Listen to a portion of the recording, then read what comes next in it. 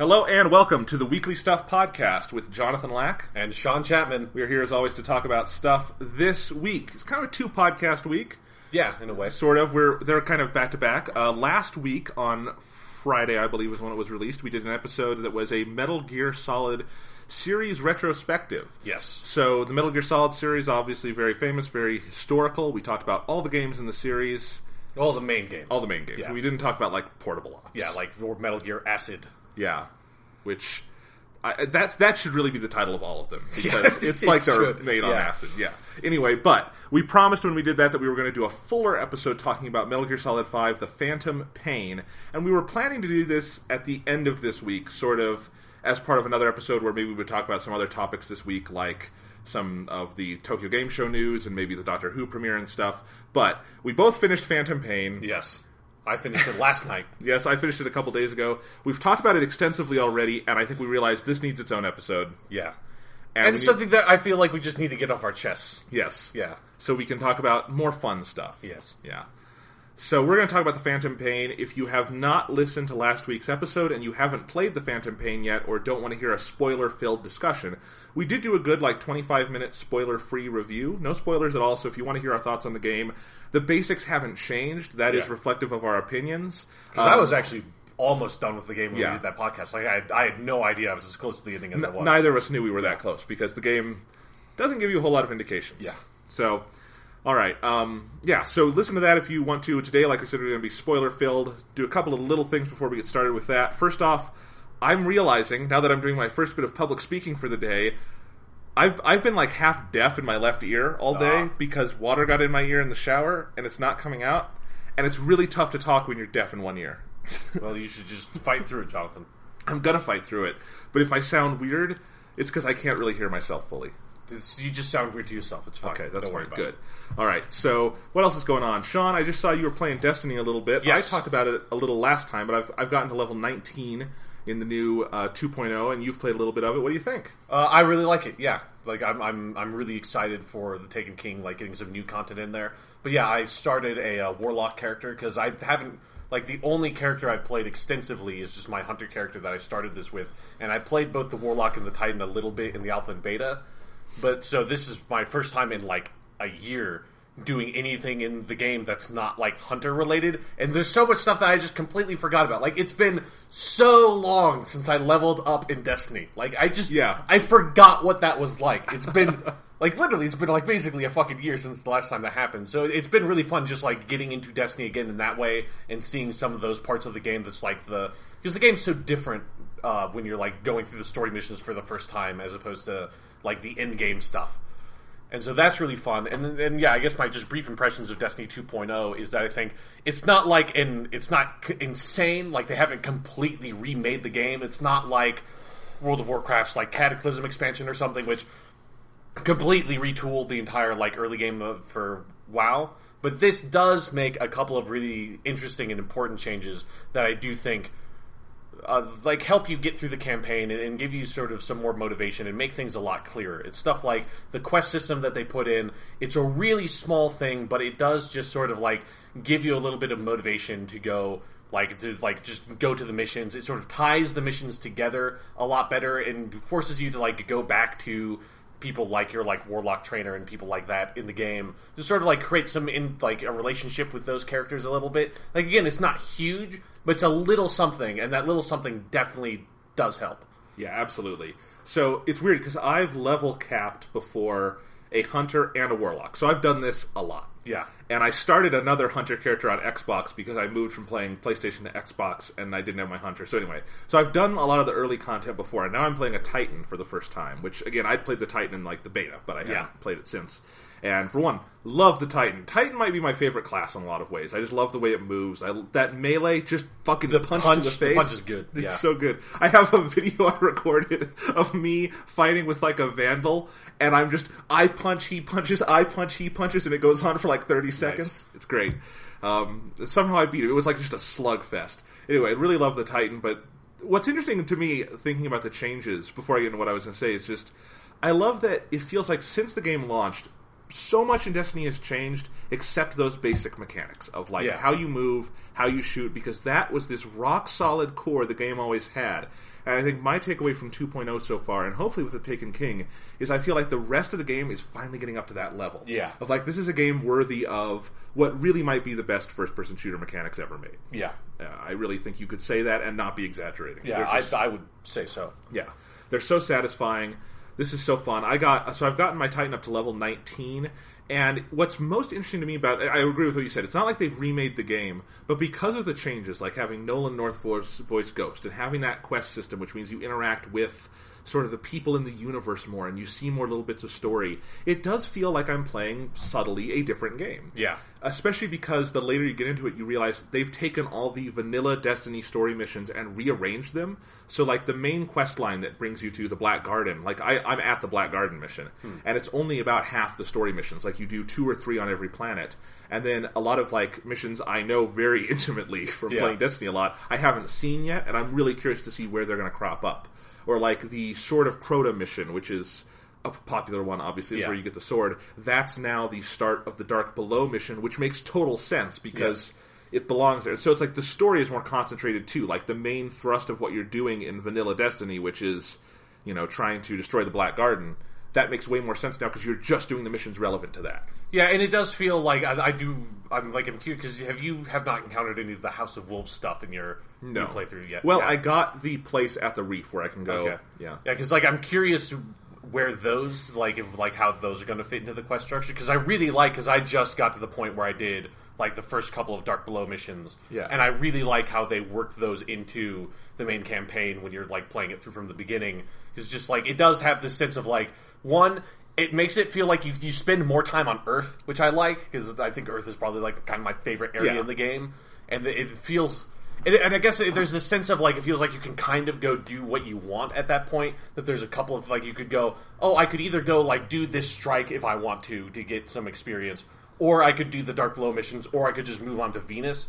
And there's and it feels like there are kind of a couple of small stories being told with all of those, and it's stuff that's it's very light, but the recontextualization definitely makes a difference for me. Yeah, it's just taking all this stuff that I think was often good on its own, but as a whole didn't add up to much. Yeah, it was just kind of a big jumble. Yeah, and making it add up to something. So, I think if someone were to pick up Destiny today, which would be a great idea, because you can just get, the disc and it's got everything. Yeah, for $60 you can get Destiny, Taken King, and both the expansions. Which is a good deal. Yeah, really good deal. Considering Taken King on its own is $40. Yeah. So, pricing structure does not make total sense. But anyway, you can get all that, and I think if you were to play Destiny today, I don't think you would ever guess the Dark Below stuff was an add-on. Yeah. You would just say, okay, this is kind of in other RPG kind of games. I have this quest line, I have this quest line. Yeah. I meet different people, they give me different things to do. I like how you have to interact with, the other Vanguard leaders, too. Yeah. Yeah, Ikora Ray has something to do, and the Titan guy has something to do. Yeah, I've been talking a lot to the Titan dude, and it's I feel like I barely even recognize that the Titan dude is there, because he's at the far end of the table. So I never made it that far. I only got to the middle. I only ever got to Nathan Fillion. Yeah. That's as far as I ever got. I forgot the Titan dude was Lance Reddick, who's an actor I love. He's got that great deep voice. Yeah. He's awesome. All 3 of those Vanguard guys. I hope they maybe will record more lines with them someday, because those are all great actors. I feel like in the trailer for Taken King, I'm pretty sure I saw the Nathan Fillion guy in the trailer in a cinematic, so I think that they're going to have some stuff. You can get Nathan Fillion for your video game whenever you want. Yeah. And I love Nathan Fillion. Yeah. He's awesome for that, yeah. But you can. And then other stuff that's I really love, they have the way they've sort of put in some of the exotic blueprint stuff, and that, and the way that they store shaders and create these collection things for you. I really like those, because it's sort of, because with my hunter who's at the level cap, that's kind of what I've been doing a little bit over the past couple of weeks. Is just playing a little bit every other day, and just sort of getting some strange coins and stuff, and just trying to get all the different exotics, because that's a fun thing to do, because I think all the exotics in the game are really interesting. And so it's nice that they have a spot that sort of just keeps track of that and shows you what you don't have yet. That's really cool. And then I also, it's a small thing, but I always love this. It's the same thing that when I played World of Warcraft when the expansion came out, I always thought was cool, is the way that menus and stuff are slightly different. It's because it's the first time you load up the character screen, it's the character screen background is a little bit different. There's a little more color in it, and it's whoa, because you've seen that like, for fucking, like, dozens of hours I've spent staring at that cumulatively, and all of a sudden that screen's different, or, like, some of the icons are different and stuff like that they've sort of just spruced up. They've given it all a little more vibrancy, it moves a little more. Yeah, like, the galaxy map is different and stuff like that. I just like a couple little changes to make you feel like, oh, like, the game's different now. Yep, absolutely. I like that sort of your different armor things, like, so for the hunter, you have your cape, and for the titan, you have your little scarf sash thing. That is now gives you a defense stat. Yeah. Your ghost shell gives you a defense stat. It's all these cosmetic things that I didn't even think about much before because they're not good for much. And now they have both the cosmetic side and a defense stat, and that makes them worth more, which is cool. It's just like the whole game, I feel less guilty while playing it. Because I definitely got to a point with Year 1 Destiny where it's like, I'm just doing this to turn my brain off and kill time. Yeah, like, definitely, like, pre-House of Wolves Destiny for sure was like, oh, man. Like, because at least with House of Wolves, like, they added in some vectors where you could, like, get stuff easier with, like, the arena mode and stuff like that. Yeah, now it does feel like you can play the game for, like, a couple of hours in a day and make some progress, get some stuff, and have fun with it. And, and not feel like you're just, like, running on a treadmill getting nowhere, which is what, like, vanilla Destiny felt like. Absolutely. I'm really excited to jump into Crucible, see what new stuff they've done there. I haven't yet. I've heard that there's a new mode that people say is really, really interesting. Yeah. So, and I like Crucible a lot. It's just I often don't have time to play it, and certainly when I'm starting a new character, there's, like, other priorities, and I don't really want to jump into Crucible until I'm more comfortable with my character. But I like Crucible, so I'm excited to see where they go with that. But and also, maybe the greatest change is that you can just turn in the bounties from that quest screen. That's fucking awesome. The greatest change is skipping cutscenes. Yeah, I mean, I just haven't gotten to that point yet, because I'm just playing with a new character. You're probably right about that. But no, it's turning in there's something that's just like, oh, yes, I don't have to go back to that fucking robot every time I want to turn in, like, one bounty. Well, one of my favorite things is that if, say you're stuck in a level, or you're in a strike or something and it's tough, and you finish a bounty, you're like, I really could use that experience you can boost. just pop it right there. And get to level 18, it's like, yes! Yeah, I did that when I played the the Devil's Lair strike. Yeah. It was a good feeling. Yep, absolutely. So, that's Destiny 2. Oh, and Nolan North, thumbs up? Yeah, he's good. Like, it's not... it's not amazing, because I think the script for that character... I think, like, actually Nolan North's performance is so, like, good enough that I can actually see where the script is bad, whereas with Peter Dinklage, like, the performance was so just sort of, like, adequate that I felt like I couldn't tell where the writing was bad or the performance was bad. With, like, Nolan North, it's like, okay, that's... Some of those lines you just cannot say. Like, some of these lines are way too goofy with, like, the... Bungie's tendency to have, like, these, like, proper noun names for, like, the grave and stuff like that. Yeah. It's hard for people to deliver those lines, but he's much more of a character now. I just love those points where there's the iconic Peter Dinklage reading, like, "We've woken the hive!" Yeah, I got to that last and seeing how does Nolan North handle it, and he mostly handles it like a sane person. Yeah, he just sort of, he doesn't take it super over the top. Yeah. We've woken the hive. Yeah, and then you just go and find this, like, oh yeah, that's how a voice actor would deliver this line. Yep. All right, well, we will have much more to talk about Destiny in the weeks to come. Very excited for The Taken King. For now, let's go ahead and move on. I want to talk a little bit about a game that just came out that I've been playing, Super Mario Maker for the Wii U. Right. It's really good. It seems so, yeah. It's really fun. Like, I think... So, if you don't know, basically Super Mario Maker is this sort of level creation suite where you can take... you build, like, side-scrolling 2D Mario levels. There's, 4 sort of kinds of Mario levels you can build, which is the original Mario Brothers, Mario 3, Mario World, and New Super Mario Brothers, which is the 3D kind. And you can work with any of those, and it's, kind of a grid system, and you've got your different tools, and your different, like your Goombas, and your Koopas. And your blocks, and your stars, and all that nonsense. And you can lay it all down. The game was originally going to ship with a kind of weird system where it would stop your progress, where it would give you a new set of tools every day for 9 days, and on day 9 you'd have the full suite, and it would kind of ease you into that. Which I think is I see the reason behind it, but it clearly was a little impractical. It's a very Nintendo thing to do of, like, we're going to, like, it's a good way to ease very casual players into that, but it's like, but you're locking out, like, the people who are going to play that game really intensely for, like, the first week they get it and maybe never go back to the game. It's like... Maybe that's not the best system. Yeah, so there's a day 1 patch where basically it allows you to, if you do a level edit for like 5 minutes, it'll bring you the new stuff. It's a little more complex than that, but you can look it up online. It's actually a little nebulous how things unlock, but you can do it pretty quickly if you want. You can also go into the system and just play with your clock, but that would take way longer, and it's unnecessary, so don't do that. I've seen like websites posting about that. It's like, you don't need to do that. The game will unlock for you. It's fine. But anyway, I kind of still, like, I haven't let it progress for me as far as it will let me at the moment, because I am still, like, I don't want to go too fast with it. Yeah. Because I realized right as I started playing it, the level creation suite is powerful enough and fun enough, and there's enough that I can do and enough creativity to express that I don't want to, like, ruin it for myself by going so far that I have too many options. Because, like, the first thing I realized was, when it gave me that initial suite and I played with it a little bit, one of the things I wanted to do is, one of my favorite levels is 2-1 from the original Mario Bros.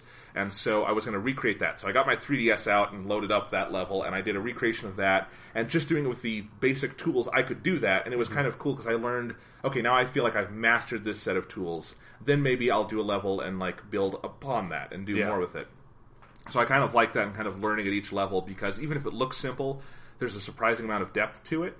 But, yeah, and then I made my first original level after that, and one of the cool things I realized is that, like, so they've got those, it's attempting to say the different, like, kinds of Mario games are skins, but that's not what it is at all. But they play like those different Mario games. So, like, if you're playing New Super Mario Bros. You have moves like the wall jump and stuff that you would not have in the older games. Yeah, and I wasn't sure how they were going to handle that, but it's really cool. On the fly, you can switch that, but of course you could build a map that would be inaccessible to original Mario, but New Super Mario could do it. Yeah, so, like, if you play a map online, it will be in, like, the template, like, Mario template that it was designed for. Like, you can't play a Mario Brothers 3 level Mario Brothers 1 style, necessarily. Right. Because also some of the, like, the items and stuff don't carry through for all the games. Right, and I think that's actually really cool. That's one of the deepest parts of this, is that I like making levels, like, really tied to the kind of game I'm working with. So, like, the second level I made was one where once I realized that wall jump thing, and I'm like, oh, I can really make a level that's around that. So I did one where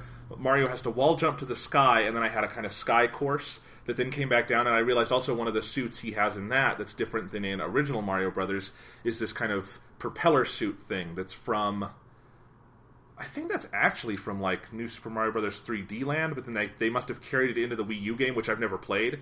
So I've only played the New Super Mario Bros. Games, the original DS one and the original Wii one, so I never played the later ones. But anyway, so they have that, like, propeller suit thing, and so then I did a thing where to get to the thing at the end, you have to get the propeller suit and, like, fly across the screen. And I like that also gives you direction of, like, I can use the specific tools for this, like, game skin, and then make a level around that, and that gives you some ideas. Yeah. So there's a lot to work with. And then, like, I think what's also cool is that you could enjoy this game and not ever touch the level editor, because you could just play all the levels Nintendo has given you. You could go online and see people's levels. I've done that a little bit, and most of them are creative and fun. I've seen a couple of annoying ones, but... And yeah, it's also something where I feel like the game is so early that, like, any sort of, like, filtering system has not fully kicked in yet, that I'm sure if you're just, like, going through, like, their playlist thing, like, it's like 100 Mario Challenge or something, right? Like, I'm sure a lot of those levels you just will get to ones where it's like, this is the stupidest level ever, and just don't upvote that one or whatever the system is. Like, that system needs to work itself out. Right, exactly. We're very early in this. But, like, you know, there's this system... This is something they need to fix, too. To share your level with someone else, you need to give them your course ID. That's fine in theory. It's just that the course ID is like an old NES password that goes on for 3 screens. It's like, it's like a big 12 or 15-digit code or something, right? It's really too long, and I wish you could just search by name, because... I mean, I'm sure some people will name their courses the same, but you could search by name and creator or something and find it. Yeah, or, like, have a tagging system where people can say, it's like, oh, this is a Super Mario Brothers 3 level, or this is, like, a, like, autoplay level and stuff like that. Like, because Little Big Planet and those kinds of games allow a tagging system that... Cool. Like, it seems like Nintendo is so gun-shy on internet stuff, it seems like that's just not their, like, where they're at. Yeah.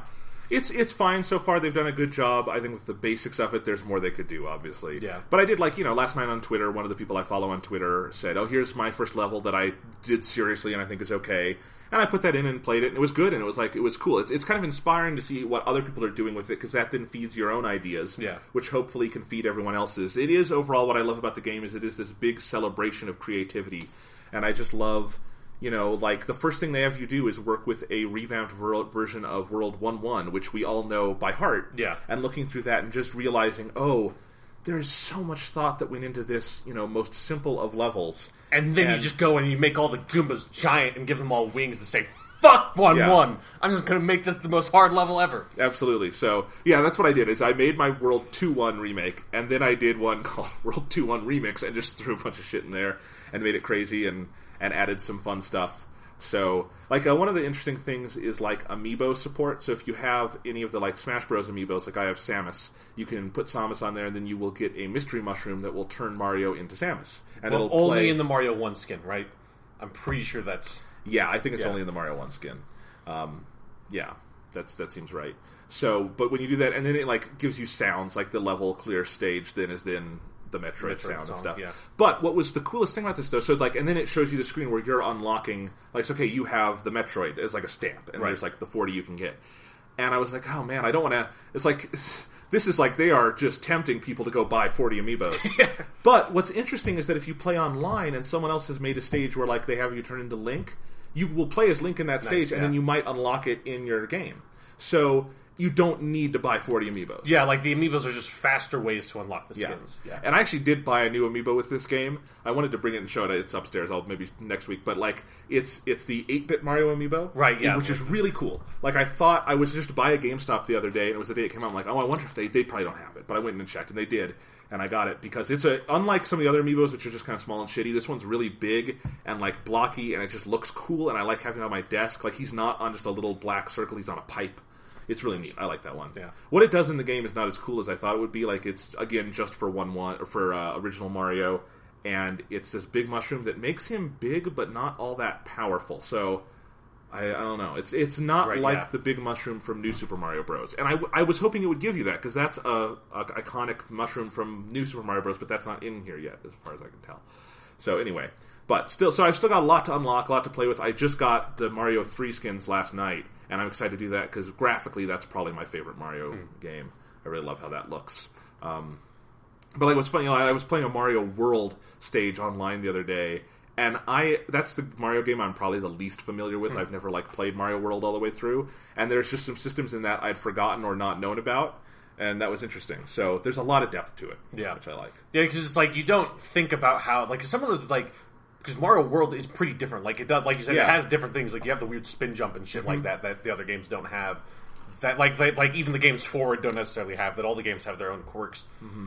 I wish that they had made it so that if you played a Super Mario Brothers 1 level, you couldn't go left. I wish that they just went all the way with it. Just said fuck it. You just don't get to go backwards like in the original Mario Brothers. Yeah, I mean, the remakes of those games took that out, and I can see why they did that. But yeah, I mean, one of the cool things is the game looks beautiful. The way, all the different engines look just running on, the HD TV versus the gamepad, it just looks really nice, and it was kind of cool to make my World 2-1 and then play it kind of in HD. It's widescreen and everything. Yeah. And you kind of realize, though, okay, it was fun to make World 2-1. If I want to do a better remake of this, though, I'd have to change the proportions, because on a widescreen TV, this isn't right. Yeah. So it's kind of interesting. You have to account for that too a little bit, I think. But it makes this is definitely the best use of the Wii U gamepad ever, because I don't think you could do this game any other way. Yeah, or at least it would be really arduous, the level creation stuff. Yeah, but now it's really smooth, and I've done a little where I'm just watching TV and I just play it all on the gamepad, but it is nice to have the TV there too, so when you flip to just playing, which is super seamless, you can go to the TV and you get a better view of it and feel how that'll work. So I've made a couple levels. What I'm going to do is with this episode, I'll put their course ID on the episode description page on jonathanlack.com if you want to download those. And maybe I was just thinking as a fun podcast tie-in, if I have time, I'm going to work on making one level a week, and maybe I'll do one for the podcast and put that out. Yeah. If any of our listeners own a Wii U and play Mario Maker. Yeah, it seems like this is maybe a thin slice of the audience. If I don't hear from anyone, I probably won't do that forever, but I'll do that for a couple of weeks, just because I'm playing it anyway, and that could be fun, and it'll give me something to work towards. I have to make a real good level here or something. So yeah, it's interesting because I don't have a Wii U, and I don't even have I have a fondness for Mario, but since I never really grew up with it, I grew up with Sonic. I don't have a nostalgic adoration for it. But this is the one game that I look at, I'm like, it looks like it's so well done, it kind of makes me want to have one. It just even though I know I'm also not a level creator guy, it's but it's so well done. The UI and everything is so slick it just makes it like, yes. Yeah, I mean, it's just like, it's perfect. When I made one of my levels the other day, which I worked on for like 2 days, I wasn't planning on sitting down and making the whole level. You just fall into it because it gives you all the tools. And it is like, the level creation is a game on its own. Yeah. It's like, because it gives you the tools and then it gets out of your way. Because it's like the same thing with like Little Big Planet and stuff, is that the level creation tools are so robust that you can make kind of anything, but they're also so robust that it's like, it's impossible to get into them unless you really dedicate yourself to figuring out how they work. Yeah. It seems that like Mario Maker is more kind of like how like Forge was for me in Halo, where you know, like, it's not necessarily, you can't make like you can't like turn Halo into Tetris, or in this you can't turn Mario into Tetris or Pac-Man or something. Like, you can make it a little bit weird, but you can't completely change the game. Like, it's always going to be a Mario platformer. But it's like, you can make the Halo level you want, or you can make the Mario level you want, and just have fun while you're making it, because you can constantly just be jumping it in and testing stuff out, and that kind of stuff. It seems like it seems like it's a really, really well done game. Absolutely. So I'll probably have more to say on that next week, but for now, let's go ahead to something that I would not describe as a really, really well done game. A thing that I would agree with, yeah. Yeah, alright. Metal Gear Solid 5, The Phantom Pain. The long-awaited, apparently final installment in the Metal Gear series after Hideo Kojima apparently murdered and or slept with a Konami executive's wife. In any case, this is it. This is the end of Metal Gear. We talked a little bit about it last week, but let's like kind of recap. Sean, would you say this is a glorious end to the Metal Gear franchise? I think it's a fitting conclusion to how I've felt about this franchise in so many ways. Explain. And it's tragic. It's a tragic end. I feel like the Metal Gear franchise for me is like every single game has had so much potential, and it's always kind of fallen apart for me in different ways. Metal Gear Solid 5 has fallen apart the most for me in a way that, like, I despise this game now, even though there's a lot of stuff in this game that I think is really well done. Like, some things that no other game has done as well as this game does. Even with that, like, the stuff that this game fucks up, it fucks up so bad that I kind of hate it. I agree. Yeah. Well, let's start there then. What does this game do well? I mean, this is a very acclaimed game. Obviously, we disagree, I think, with the general critical consensus on this right now. Yeah. But let's start there. What are the things that you really enjoy about this game and think it does spectacularly? I mean, it's like the sandbox-style action stealth gameplay. Like, I said this on our last podcast, that this game really shines, especially like early on when you don't have everything unlocked and you kind of see how sort of like futile the progression system is, which is where like all that stuff breaks down. But early on, when you're still unlocking new like different kinds of gadgets and trying to figure them out, it's that sense of like dropping into a mission, infiltrating a base you've never seen before, and like using these new gadgets you've never used before, and playing with the AI and playing with the game systems to sort of to infiltrate a base, and then almost you always are trying to just extract a target through Fulton. And that, like, that style of gameplay, this game does so well. Like, it's kind of like a more stealthy version of like the modern Splinter Cell games, which I also really love, like Splinter Cell Conviction and Blacklist. Those are a little more actiony, and this is a little more stealth. But it nails that sense of tactical espionage action, to use their like weird tagline, you know? Like, yeah. in that, it does so well. That, again, like, kind of better than anything else. Like, just, like, the number of different ways that the AI can react and the number of different ways that you can mess with the AI, it's a very, very fun sandbox to play in.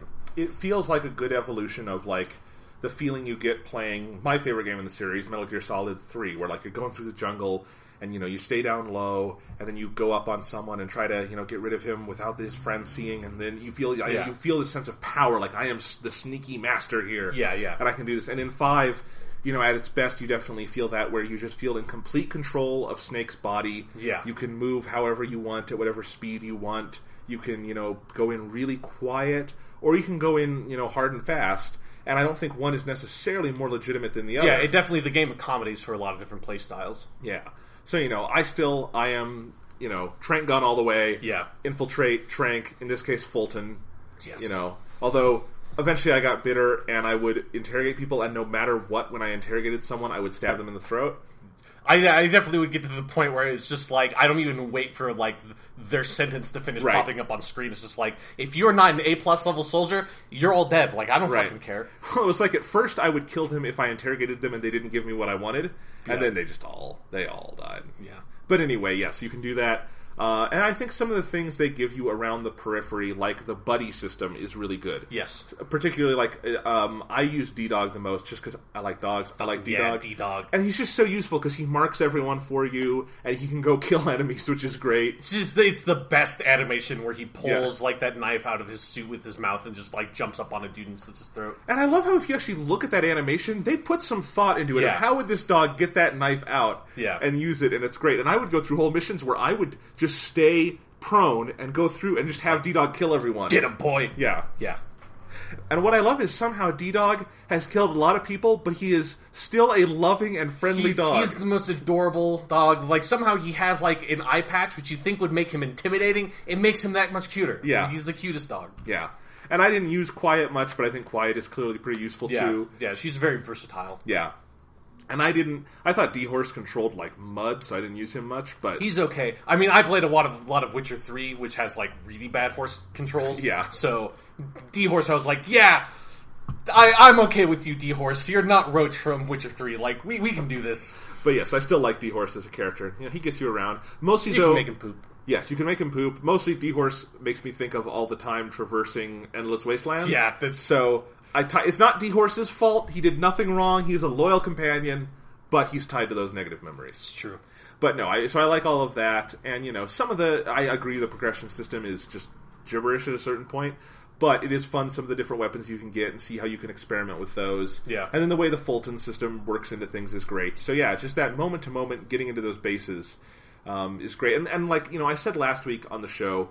I don't think there's anything in Phantom Pain that is as well designed as the Cuba base in Ground Zeroes. Yeah. But there are a lot of astoundingly designed spaces in this game. I think there's some certain bases you go into that are just very well designed and laid out, and they can accommodate multiple mission types and things like that. So, those moment-to-moment infiltration things are well designed, and the basic control scheme is just...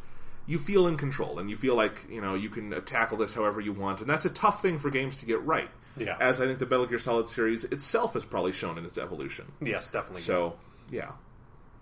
So, yeah, it's the gameplay I have no real complaints with. Just the raw feel of the stealth action, that stuff's really good. It's how they use it, and it's everything surrounding it that the more you play the game, the worse it gets. Yes. And that's never what you want from a game. Yeah, exactly. You want to leave a game feeling satisfied and wanting more. That's the ideal thing. This game did not accomplish that objective.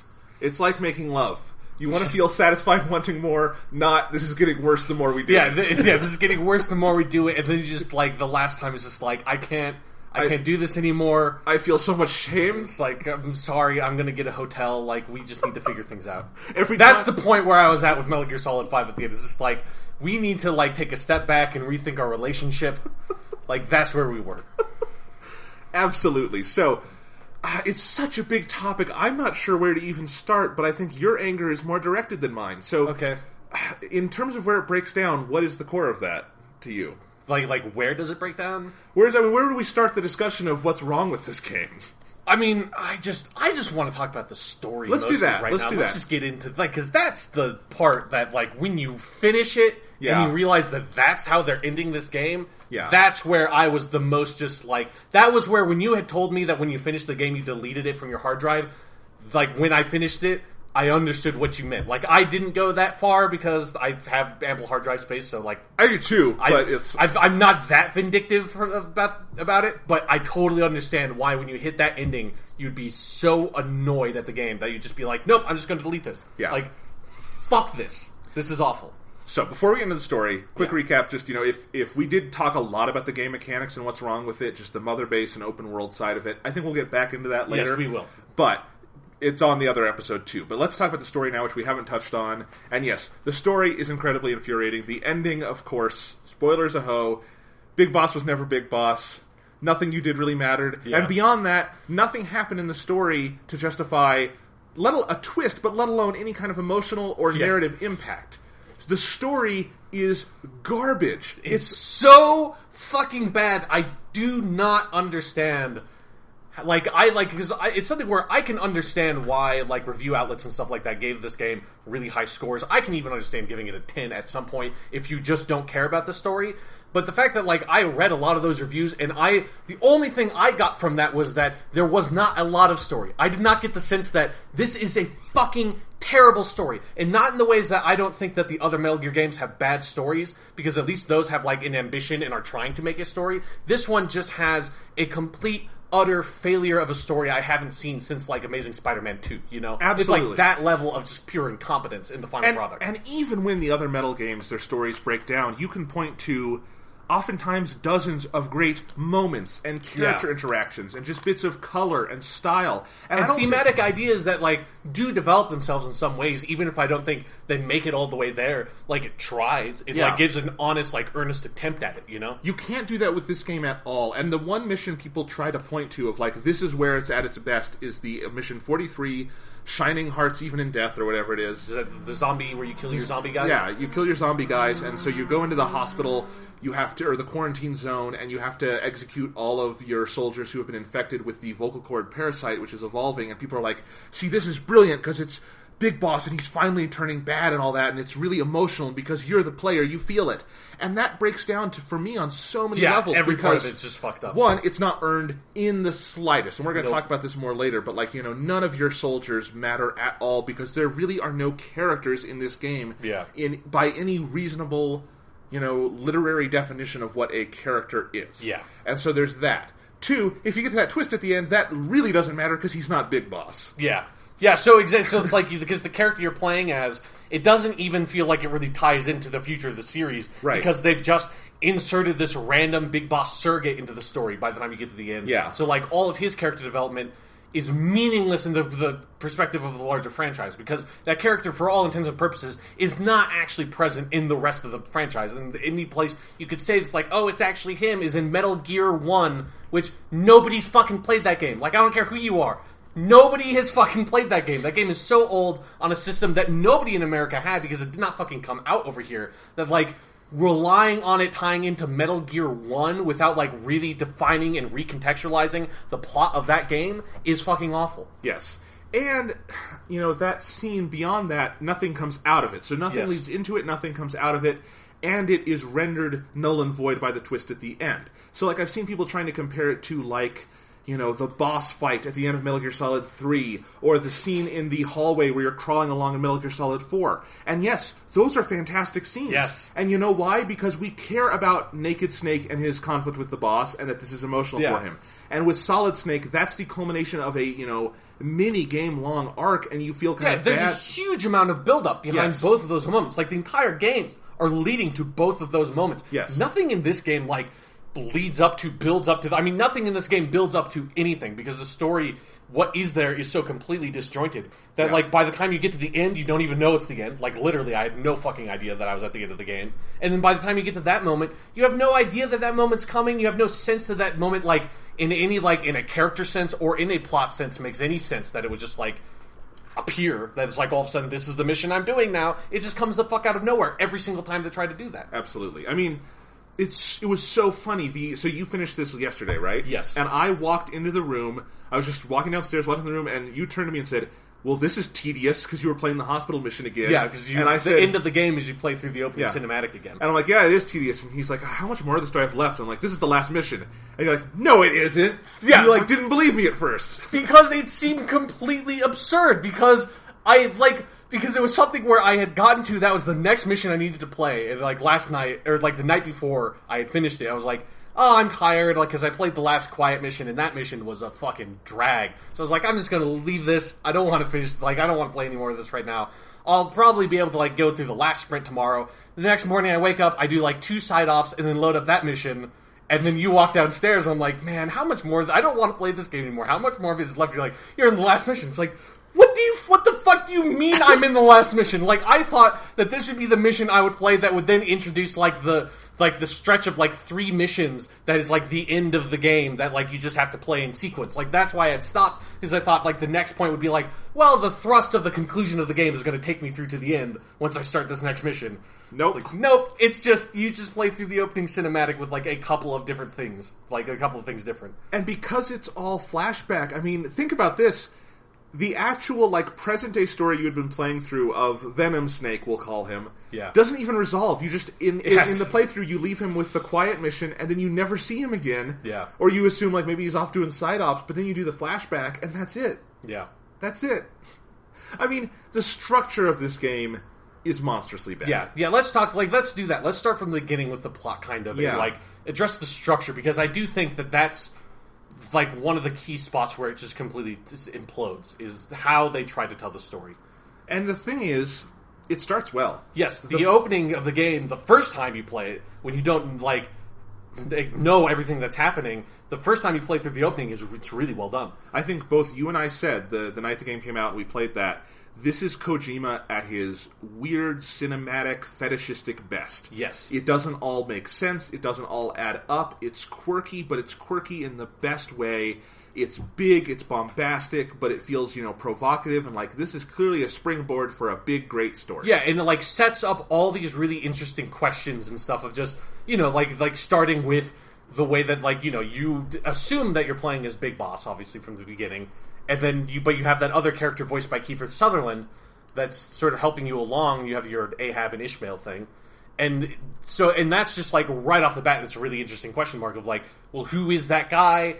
And, like, I think we both, like, had, like, thought up the possibility of, like, well, maybe, like, I'm not Big Boss and that's actual Big Boss. Like, I thought, like, I wasn't sure if the timeline of, like, maybe that's Solid Snake or maybe that's Solidus Snake, like, one of the clones.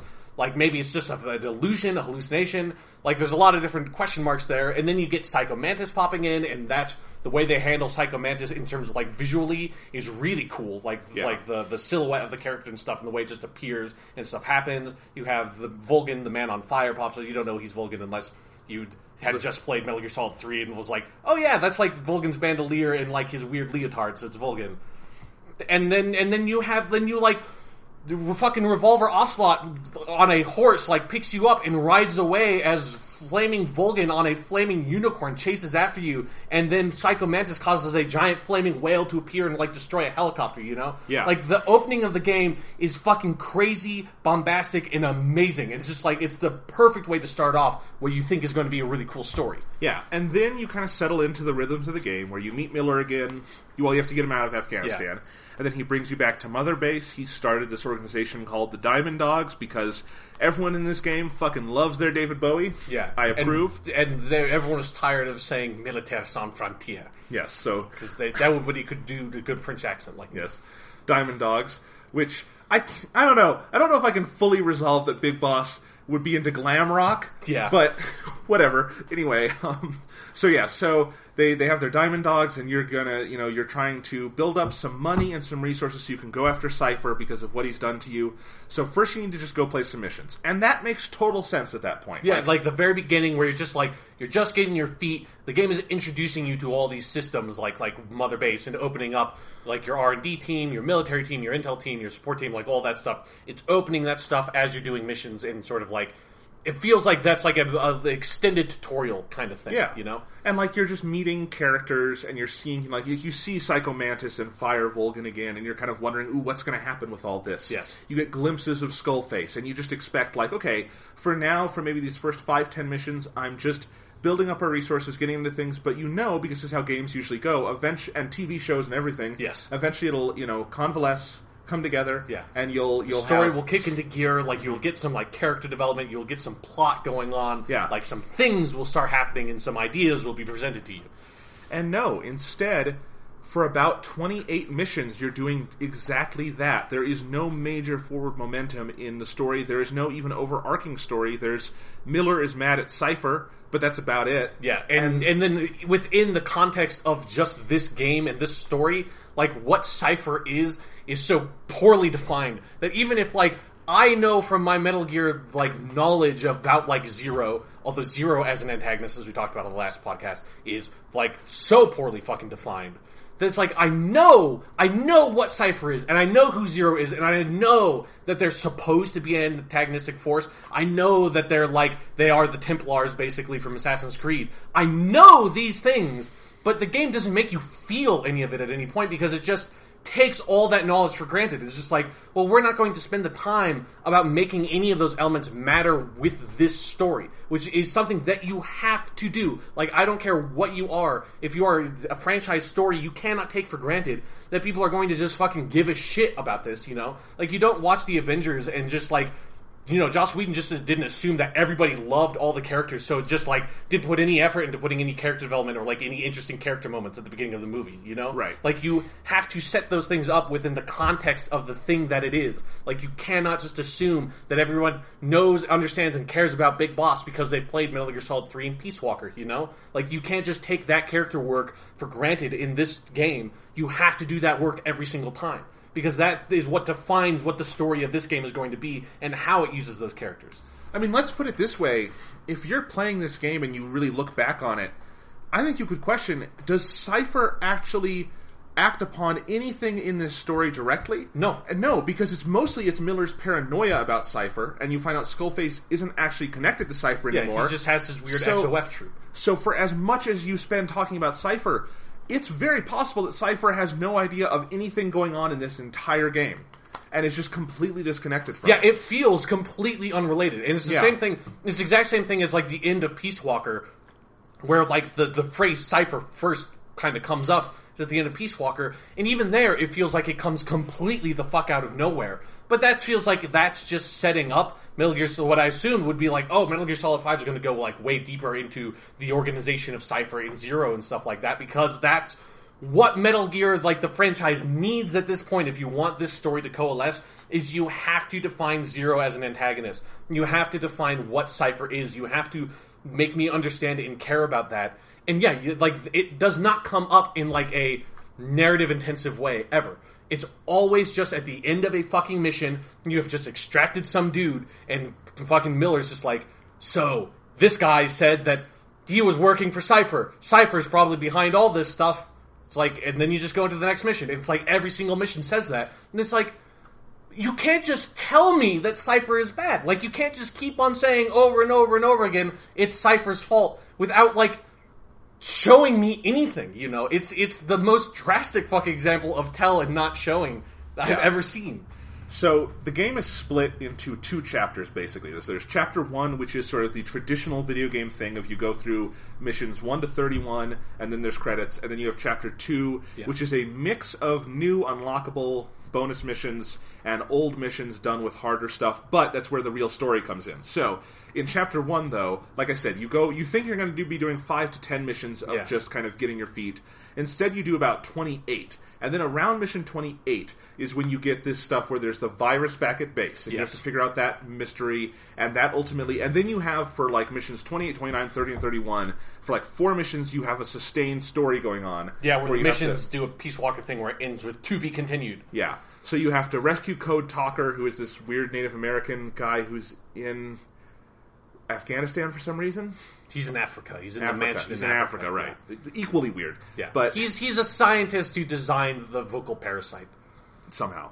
Anyway, so... Or, like, he's like, modified it, I guess, because, like, the vocal parasite has been around since, like, dinosaur times or something. So you learn about the vocal cord parasite, which leads you to learn about Skullface. You have to go try to stop Skullface, which leads to a confrontation with Skullface. It leads to a long Jeep ride with Skullface as he sort of, like, really awkwardly lectures at you with weird pauses in between, like, the dialogue recordings, and Big Boss stares at him and says nothing the whole time, and you're just like... I just spent that entire fucking long-ass Jeep ride just putting my night vision goggles on and off constantly, because I got so fucking bored with it. It's like, look, I don't love the long, like, meandering monologue cutscenes in Metal Gear, but if you're going to do the long monologues, it's way more interesting to put it in a cutscene where you have, like, interesting, like, cinematic framing than to just have me sit there in a fucking Jeep staring at a fucking dope dude named Skullface, putting on my night vision goggles and making the camera look all weird, because I'm fucking bored out of my goddamn mind. Question. Yeah. Would you prefer the approach they took in Metal Gear Solid 5, where right. he monologues and you can just control the camera like that and it's boring, or if they did the thing where it cuts to sepia tone maps and shit, and he talks over that. I mean, it's basically the exact same thing, but at least, like, I have, like, conditioned myself over the course of this Metal Gear bullshit, that, like, whenever it fades to black and then comes up and it's a sepia tone map with some, like, really, like, pixelated pictures on it that someone narrates over, then I can just completely remove myself from the story because I know everything's going to be talked about as complete nonsense. But even those are actually, I think, like, visually more stimulating than sitting in the back of the Jeep, because it's something where, since you have given me, like, I have the controller in my hand, I can move the camera around, I can just, like, magically make my night vision goggles appear on my face and make them go away, because that's how night vision goggles work. Like, I can do all that stuff, and it makes me, like, crave being able to do something more. Like, that minimum level of interaction is, like, makes me antsy, you know? It's like those parts in video games where they have you walk around slowly while someone talks. Yeah, like the Gears of War, like the finger to your ear, like Anya. That stuff, yeah. Right. So, yes, and then in, like I said, episode 31, you fight Sahelanthropus, which I was telling you It's the Sahelanthropus. I was telling you this last week, because you hear the word Sahelanthropus said so many times in this game, particularly by Huey, but by everyone at a certain point. You hear it said so many times, and I would laugh every time they said it, and I couldn't figure out why at first, other than that it's a silly scientific word. Yeah. But then I figured out, there is a Louis C.K. bit, and it's maybe my favorite Louis C.K. bit. I think it's from his Beacon Theater album, and he's talking about this kid he hates in his daughter's class, and he doesn't want to give the kid's real name, for obvious reasons. Yeah. So he calls him Jazandapus. And every time they would say Sahelanthropus, I would think of Jazandapus. Which, like, you might as well. Yeah. Yeah. It's equally gibberish. Yeah. Because I find it weird that in this game, like, it's got that weird, like, kind of Star Wars prequel effect of that the thing's supposed to take place, like, in the past, but all the technology seems like it's way more advanced. Where it's like, this is supposed to, this takes place in the year 1984. Like, that is when the game is set. You have, like, a Walkman, you know?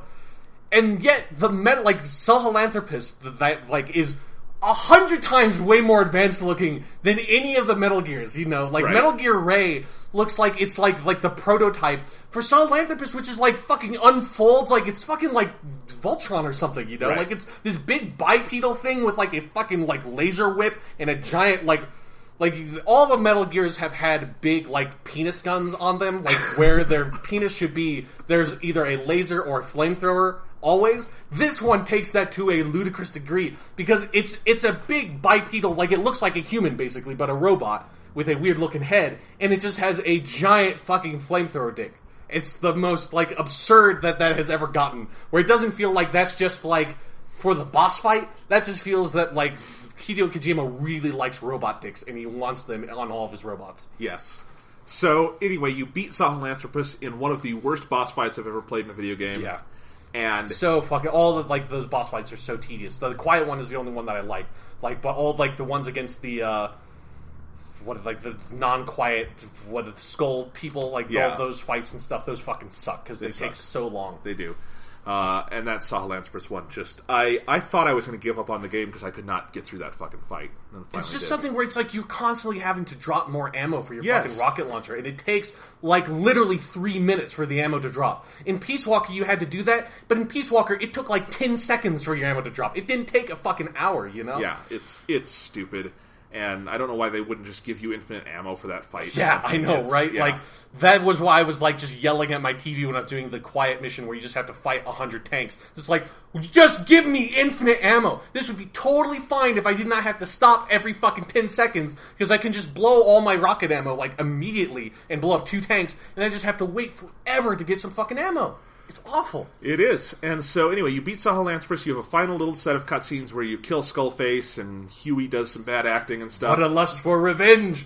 Whoo! Fucking Skullface. Like, that is a great line in a terrible way, but that is great. It's just such a weird scene when he gets stepped on. It's like they took 3 lines, put them in a blender, and played half of each of them. It's for revenge. Ooh. So that's the end of that, and already at that point in the game, my experience was I had checked out so fucking hard, because by the time you... So what I was trying to say with this whole spiel is that by the time you get to those last couple missions of Chapter 1, I think you're already checked out, because you've gone probably 30, 40 hours of no story happening, no character development happening, a couple more hints of those cool visuals you got early on, but with an increasing sense that it was never going to add up to anything. Yeah.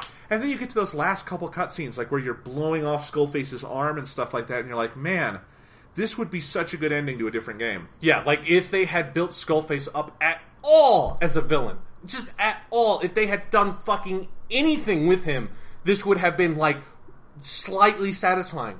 But you see him maybe 3 times, maybe not even that much over the course of the game. And every time except for the last time is a really fleeting appearance where you kind of see him a little bit. He says, like, 2 lines, and then he fucks off. And you're like, fucking develop him as a villain. Like, do something. Show me something with Skullface. Have him say a couple of more lines. Right. Like, periodically over the course of the game. Have me encounter him, like, 1 time before, you know? Like, have a fucking boss fight against him or something where he escapes alive. Or just do something with him as a villain so that I actually feel, like, some sort of satisfaction from taking him out, you know? Right. Well, I mean, they're trying to do the James Bond villain thing where the formula in, like, a James Bond movie is the big bad villain is, like, kind of in the background for a good chunk of the movie, and Bond is trying to go after him, and you just keep getting glimpses of him. Yeah.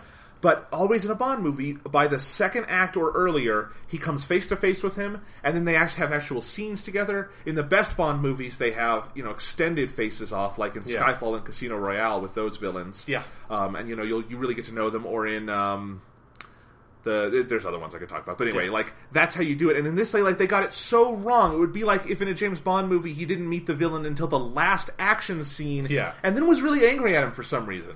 I mean, it would be like in Metal Gear Solid 3, like, even if I don't feel like they did quite enough with the Naked Snake and boss relationship in that game, it's like, at least, like, boss does show up. Like, you know, at least, like, you are constantly reminded of her presence, and she and fucking Snake fight, like, 4 times over the course of that game, you know? So that way, when you do get to the end, like, it's not completely limp. Like, that last boss fight against her feels like momentous and satisfying because the game has built that up. Like, it could have built it up more in a more, like, interesting thematic way. Like, it could have done better, but it did, like, more than the bare minimum. This game doesn't even do the bare minimum of setting up that fight, you know? Right. And then when you get to Chapter 2, all of the stuff about Skullface's motivations, his history, after his death, all of that is done with Troy Baker talking to you on a cassette. Yeah. All of it.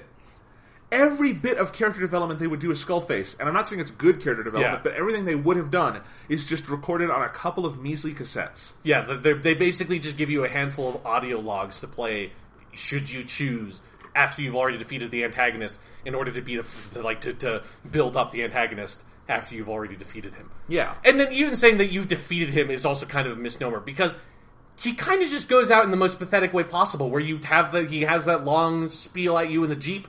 And then he says, "What a lust for revenge, who?" And then the fucking philanthropist hits a beam that knocks him down, and then you walk up and you shoot him a bunch. Like, he does nothing. Like, he's completely... Like, he might as well not even be in the game. Like, you know, because your boss fight is against the philanthropist. You never have, like, a real encounter with him. Like, you don't even get to have, like, a weird anime-style philosophical face-off or something, because Big Boss doesn't ever say anything. So you just take his, like, huge spiel about, like, language and nonsense, and you're just staring at him with your night vision goggles on. Yep.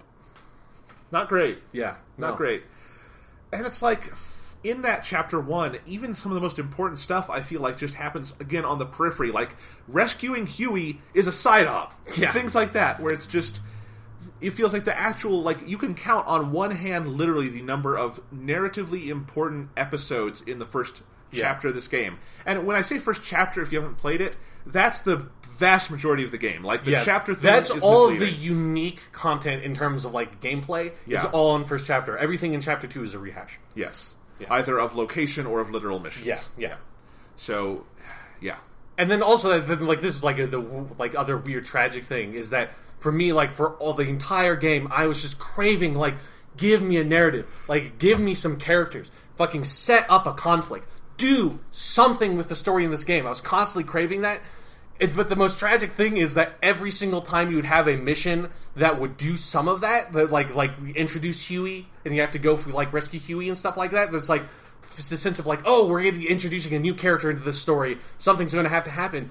Unilaterally, all those fucking missions, all the story important missions, are all the worst missions in the game. Because all of them take away a lot of your freedom. Like, they'll either be the boss fights, which are awful, or like with that Huey one, where the entire, like, most of the missions in the game, you can accomplish your objectives in a huge variety of ways. And the Huey one, like, there's only one fucking way to get into his lab, you know? Like, there's no variety into tackling the mission. There's no interesting way to go about this. Like, and all the story missions are like that. They either have a shitty boss fight, other than, again, the quiet one I think is fine, or it, like, the gameplay, like, really restricts itself to accommodate the, you know, like with the mission where you go get Eli, it's all, like, child soldiers and stuff, which, you know, like, obviously you can't take out the child soldiers and kill them. Like, I don't want that to happen.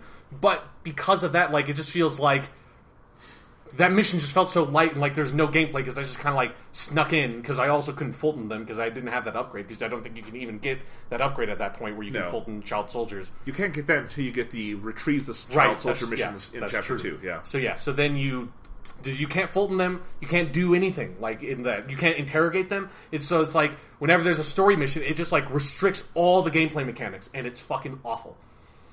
The only one like that I enjoyed was Mission 30, which is called Skullface, where you're going into his base. I kind of like that one, because it is like the uber infiltration mission. But even that, I mean, I can see where you're going with. Yeah, I wasn't thinking about that one, because all those last missions kind of bleed together as one long one to me. Yeah. And that one, I just got to a point where I was like, I just really want to get to Skullface, so I just hopped in, like, because they have a bunch of tanks in that base, I just hopped in a tank and killed everything. Yeah, no, I went crazy in that one. I tried infiltrating for a while, and then I was like, I hate this game, so. Because that one also, unless, like, maybe I just didn't see it, but I feel like that mission was the one where, like, there's only one way to get in. Like, there's a big front door. Yeah. Maybe I didn't find another way around. Maybe there was another way, but it just seemed like you have to go through this big door. That's, like, the only way into this complex. You do. The thing is, I think in, like, a good Metal Gear game, there's often a mix of kind of open environments and then ones maybe that are more direct. Like, you have a lot of ways you can get to that door, but that is your goal, is to get there. Yeah. And I'm okay with that if the game overall had a greater sense of variety and you know, built to that better. Sure, yeah. There's a lot of decisions like that I think you could go with, right? Yeah. But anyway, so, and then Chapter 2. Oh, Good man, Chapter 2. Fuckity God. Have you ever played a stretch of a video game as disjointed, frustrating, confusing, and clearly unfinished as Chapter 2 of Metal Gear Solid 5? It is like the ending of Knights of the Old Republic 2, which is a game that, like, literally did not get finished, and, like, the ending of that game is... And by ending, I mean, like, probably, like, the last hour, so it's way less content. But the ending of Knights of the Old Republic 2 is so unfinished that there are literally, like, cutscenes where characters die, and then the next cutscene, that character's still alive. Like, that happens. That's how unfinished that is. But that's fine, because most of the game up to that point is really amazing. This is just, like, such an unbelievably tedious fucking crawl to get to the end of this game once you get to Chapter 2. And it's so tragic because it has a similar kind of thing to Peace Walker, where Peace Walker has 5 chapters, and the first 4 chapters are all the main story dealing with Peace Walker and the AI machines and stuff like that. And then once you beat that, you get Chapter 5, which is Outer Heaven, which is sort of like the end-game content, and that's stuff where you have to just do some extra ops and you unlock a couple of extra story missions to get the true ending, which is similar to what this is, only in Peace Walker, that's like maybe 2, maybe at most 3 hours if you, like, fuck around a lot. And then it's done, and you get to the end, and it's not the most satisfying conclusion in the world, but, like, you can say that it concluded the story and, like, set up some stuff for a new game and sort of finished Big Boss's arc for that one. In this, it's like, Chapter 2, I don't know, like, didn't count the hours. It felt like it was at least as long for me as Chapter 1, in terms of, like, just the amount of time I had to play, but again, with no unique content. Like, most of the content they ask you to do is either side ops, of which, if you have been doing side ops periodically over the course of the game up to that point, you have done all the different kinds of side ops, and you have done all the different kinds of side ops probably at least 4 times. And almost all the side ops are basically just like a prisoner extraction, highly skilled soldier extraction, like Unlucky Dog, where you have to get one of your captured mother base soldiers. Like 5 of the fucking side ops types are all what all the missions are in the main missions, which is infiltrate a base and Fulton the dude. That's like every fucking mission in this game kind of boils down to that, you know? And so you either have to do all those side ops, or you have to replay one of the main missions with, like, some modifiers on it that just strip out mechanics, which isn't interesting to me. Like, I would rather you make the game difficult without removing my ability to do things. Because it feels like if you're just stripping away like reflex mode and all that stuff, you're just making the game cheap. You know? Like in Ground Zeroes, there's a normal and hard mode. Yeah. And you can just play on hard mode, and you can still use reflex mode in the tools you have, and it's fun. It's a genuine challenge that feels fair. I tried a bunch of those, harder modified missions in Phantom Pain, and they're just frustrating. There's nothing fun about it. Yeah, it just cause the one thing that the game has that's really well done is it has all this choice. Stripping out all that choice, it's just you're just removing the point of why I want to play this game. And then the few unique story missions that do exist in Chapter 2, all of them take place in areas that you've already been, except for the mission where you kill your own zombie soldiers, but that's not even, there's no real gameplay there. You shoot a bunch of dudes in the head who are writhing on the ground because they're zombies.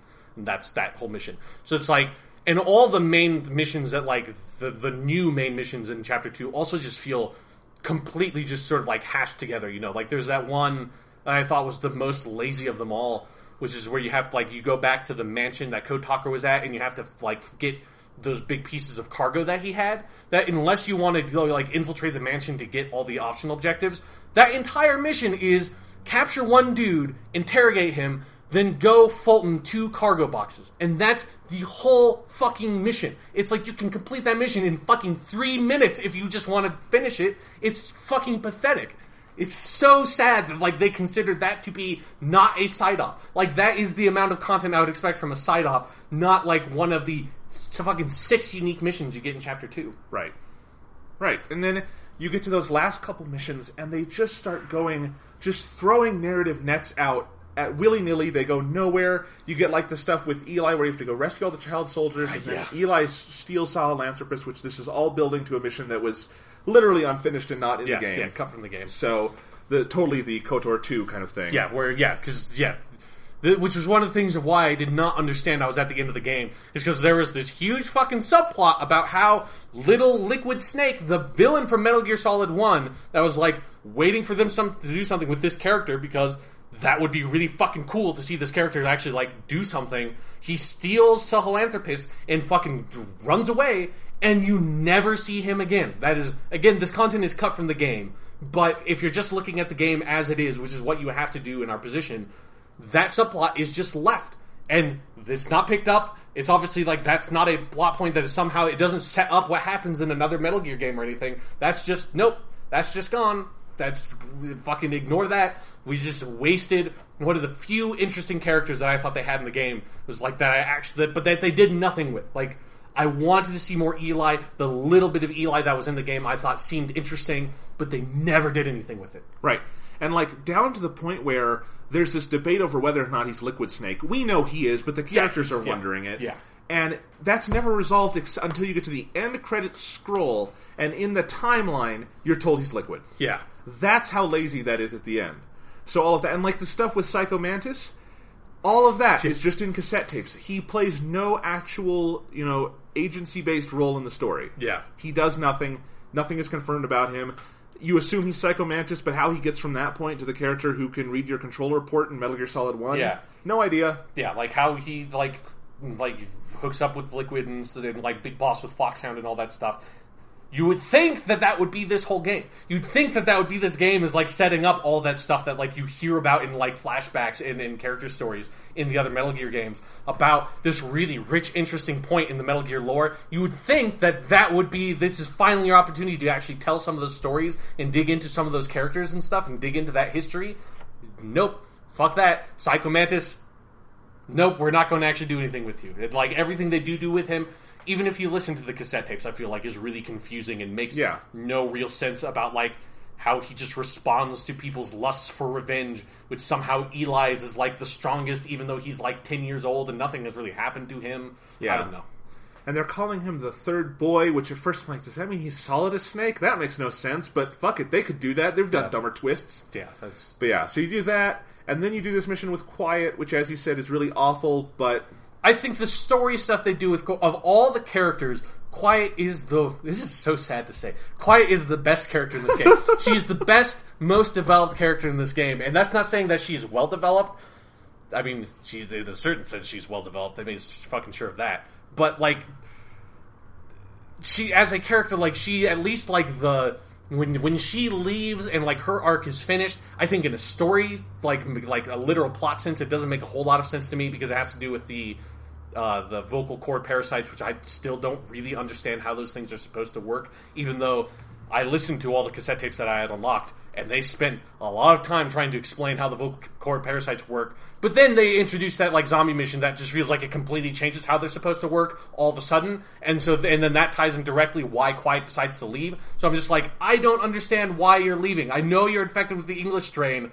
You said like a sentence in English at the end of the episode, and that's supposed to be a huge moment, and it kind of is. It's really well presented when she does decide to speak to save Big Boss's life, but it's like, I don't know why that means you have to leave. Like, all the mechanics of that, like, literally make no sense. But it's a very tastefully done scene, like, because she has this whole monologue that I think is pretty well written about why she, like, says nothing or whatever. And she's standing, you can see it in the opening teaser for Chapter 2 or whatever, where she's standing on the sand dune at this night in the background, and, like, sand blows in front of her, and then she's disappeared. Like, it's a really well done moment, and then it, like, cuts to black, plays her, like, theme song. It's like, yeah, okay. That felt like this character had an arc that completed. You know, this was... I don't think it was a good story. I don't think it was anywhere near as developed as it needed to be. I think the incredibly misogynistic aspects of how her character is presented detract from it every single step of the way. But I can confidently say that Quiet had a character arc that began and ended in this game. I can fucking say that. You cannot say that about literally any other character in this game, except for maybe Huey. Maybe Huey. And that's like... only if you, like, really care about and remember what his, like, future is as presented in Metal Gear Solid 2, you know? Yeah. That's the only way that you can say that Huey had a complete character arc. And even then, his character arc is... it's annoying and stupid. It's annoying and stupid. It's, this traitorous piece of shit betrayed us. Should we kick him out? No, let's see if he can do better. Well, he betrayed us again 5 minutes later. Should we kick him out now?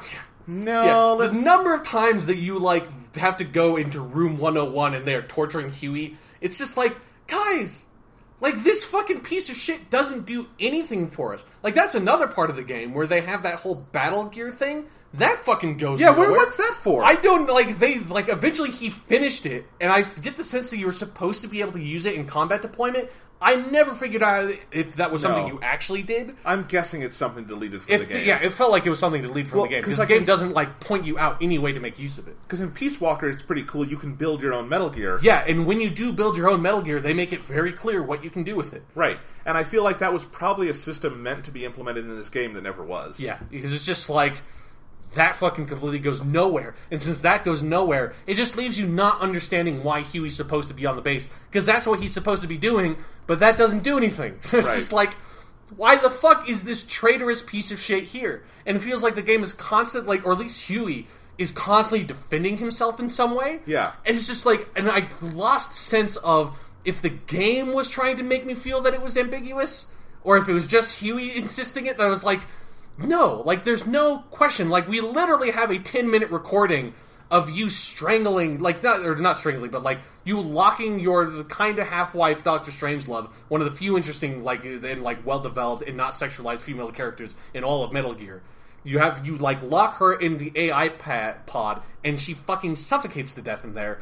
There is no question. Like, you are a murderous piece of shit. You murdered... the mother of your child. You murdered the mother of Otacon, like one of the more beloved characters in the franchise. Like, there is no question. It's not ambiguous. Like, you're like we already knew that you were a piece of shit. You are like the biggest piece of shit ever, though. Like, it's and like so over the top with it. And I would say, I don't think he has an arc, though, because you get to the end and you kick him off the base, but he just toes the same line from start to finish, which is that I'm innocent, I'm innocent, I'm innocent, I'm innocent, trying to shed light on Big Boss being bad, except he's not in the circumstances he's criticizing him for. Like, you know, when Huey is criticizing you for killing your soldiers in that one mission where there's zombies. All of your soldiers infected with a terminal illness that will cause them to become viral and turn into zombies and, like, infect the rest of the base. Like, oh no, I killed these people that were already dead and being manipulated by a fucking parasite. Right. Oh no. Yeah, it would be like if in The Last of Us, Ellie went around being like, Joel, how can you kill those zombies? Yeah, like, how could you kill this dude whose head was exploded into fungus, which is basically where they're fucking at, you know? Right. So he does that, and then he's mad at Big Boss for kicking him off the base, so I don't think he has it. He has no change or development. That's and true, your view of him really doesn't either, because it just... when Big Boss chooses not to kill him at the end, it just makes him look weak. Yeah, exactly. There was something where usually I would, like, stand by the, like, protagonist is merciful to, like, this piece of shit character. Normally I'm like, yeah, okay. Like, that feels like the right thing to do most of the time. But in this, it's like, no way, dude. Like, especially with, like, the little bit they do with Big Boss in this game, I don't get the sense that, like, your fake Big Boss is, like, a nice, merciful dude. Like, he's not going to kill someone with no reason, but you've got a hell of a lot of reason for killing fucking Huey. Like, he is worse than Skullface in a lot of ways. Like, he is a huge fucking monstrous piece of shit. And if you let him out in the world again, he could go build more Metal Gears and shit. He could destroy the world, which he almost does, and we know that from our hindsight, but even in the moment, Big Boss should know that. You're letting this guy with all this skill to build weapons of mass destruction, and who will do it because he's selfish and evil. Yeah, he just has this, for somehow, between Peace Walker and this game, became a complete fucking psychopath. Like, I don't understand where that fucking change came from. Yeah. But as he's presented in this game, it is literal stupidity to let him live. So none of that makes any sense, and there's no emotional impact to it. And I do think the game wants you to think it's ambiguous, like you were wondering. But I think the amount of time you have to watch Huey, protesting, and he's really the only voice there, because Big Boss never speaks up for himself. Yeah. And, Miller is just on the other side being angry all the time, so there's no nuance. He's just mumbling cipher under his breath through the game. There's no real nuance to any of this. So it's just gibberish. Yeah. It's all gibberish. Because there is, I think, one of the parts that, like, made me wonder if it was supposed to be ambiguous is, like, when you start Chapter 2, they do that whole weird thing where Miller has that big speech about, like, look to your, like, brother to your left and to your right, like, one of you is a traitor thing, and then you load up, and there's, like, a posters all over Mother Base saying, like, Big Brother, or Big Boss is watching you. It's just like, the game said 1984, very funny. But it's like... Like, I thought, like, oh, that's going to, like, that seems like that will be interesting, because, like, it was something where I was, like, optimistic about Chapter 2 when I got into it, because it was, like, I think the teaser at the beginning of Chapter 2, that, like, it sort of, like, gives you a quick glimpse at the sort of the cutscenes that will play, like, it's just like, oh, some of that stuff looks like that's going to be fucking cool. Like, the cutscene that plays after you kill your zombie soldiers with, like, the big funeral, that's a cool-looking cutscene. You don't realize that there's no real, like, narrative thrust behind it, so it's completely meaningless. But so it's like, I was like, yeah, Chapter 2 is going to have cool stuff, and then you load up, and it's like those big bosses watching you posters, like, that's cool, like, feels like it's going for something now. But they don't ever do anything with it, except for the Huey's accusations feel like they kind of tie into that, but they don't develop it at all past that opening cutscene. Like, it never comes up. There's never a sense that, like, Mother Base is tearing itself apart looking for the Cypher spy. Like, they never even find the fucking Cypher spy. No. Do they? No, like, because Huey isn't really, I don't think, he's just a piece of shit. I don't think he's working with Cypher yet. It's just like, yeah, I don't, like, like, there are so many things in Chapter 2 that are set up that are not paid off, or so many things that are paid off that were never set up to begin with, which is what gives a sense of that it's, like, completely unfinished. So, yes. You go through the Huey thing, you go through killing your soldiers, you go through losing Quiet. Yeah. And then you go through, like, Eli just, like... running away. You're running off into, like, a better hypothetical game. Right. And then the game's over. Yeah. Because you have this last mission, you have one little cutscene that recontextualizes things set 9 years ago, and then you literally just replay the prologue to the game, beat for beat, word for word, with almost no changes, down to the point that you get all the tutorial pops again. Yes. Yeah, and the only changes are in the very beginning, like the parts of the opening section where you're not actually playing, where, like, the doctor is showing you stuff, and there's a couple of little things that it's also like, it feels like you figure it out immediately, because of the opening of it is they show that scene that's from, I think it's like you see at the end of Ground Zeroes, where, like, they're in the hospital room, and Miller's like, don't you die on me, and it's like, what's about him? Oh, and they look at you into the camera, and it's like, he's got shrapnel in his head. That's, like, all that needed to be. That is, like, literally the entirety of it. But then you, like, wake up in the hospital room and you have the whole opening cinematic, which takes, like, fucking 10 minutes, and the doctor shows you, like, a couple of things. It's like, look, like, big bosses, you're not actually Big Boss. We're going to make you into fake Big Bosses. Like, I fucking figured out all that shit already, dude. Like, you already tipped your hand. Like, this is going way overboard. And then you have to play through the Like, when I fucking finished that mission, it had, like, the timer on it said it took 80 minutes to get through that, and I skipped a lot of the cutscenes. Like, that is a long, fucking tedious bit of gameplay. It's fine the first time you play through it, because you don't, like, you know, it's teaching you the controls, which if you haven't played Ground Zeroes, you wouldn't know, so it's like, fair enough.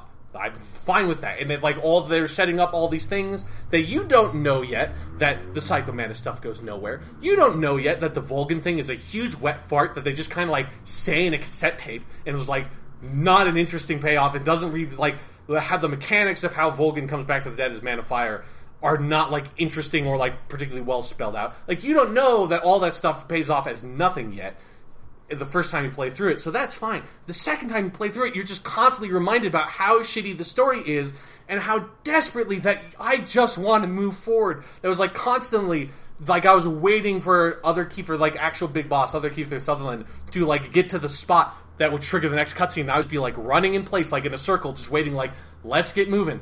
Like, I can't skip these things.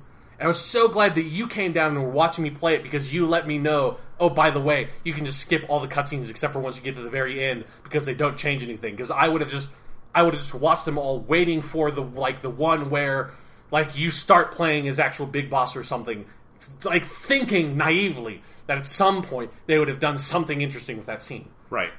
No, it is baffling. Like, if I was even looking up when I was playing that and just watching cutscenes on my phone, like, did I do something wrong? Like, did I trigger it wrong? Like, I'm not actually playing the real mission here? Yeah, or something like that? Yeah. Because it's identical. It's identical, except for those little things at the beginning, and you go through the whole damn thing. It is the laziest, most just contempt for the player way to reveal a piece of narrative information I have ever seen. It was like I told you when I was playing it, that it would be like if in Unusual Suspects, once you get to the end of the movie, right? Like, spoilers for Unusual Suspects, fuck you if you haven't seen it. Kevin Spacey's actually the villain, and they show you in the actual Unusual Suspects, they just show you a couple of quick scenes with Kevin Spacey in there instead of like the vague outline of Kaiser Soze. And it's like, oh, it makes sense. Like, that sort of explains everything you need to know about how like those moments actually played out now.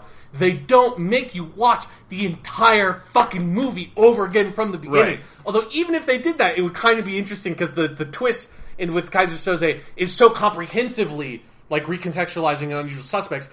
It would actually be kind of interesting if they did that. It wouldn't fucking MGS5, nope. Like, you have to do that whole cutscene, or that whole, like, tutorial fucking sequence over again with no change.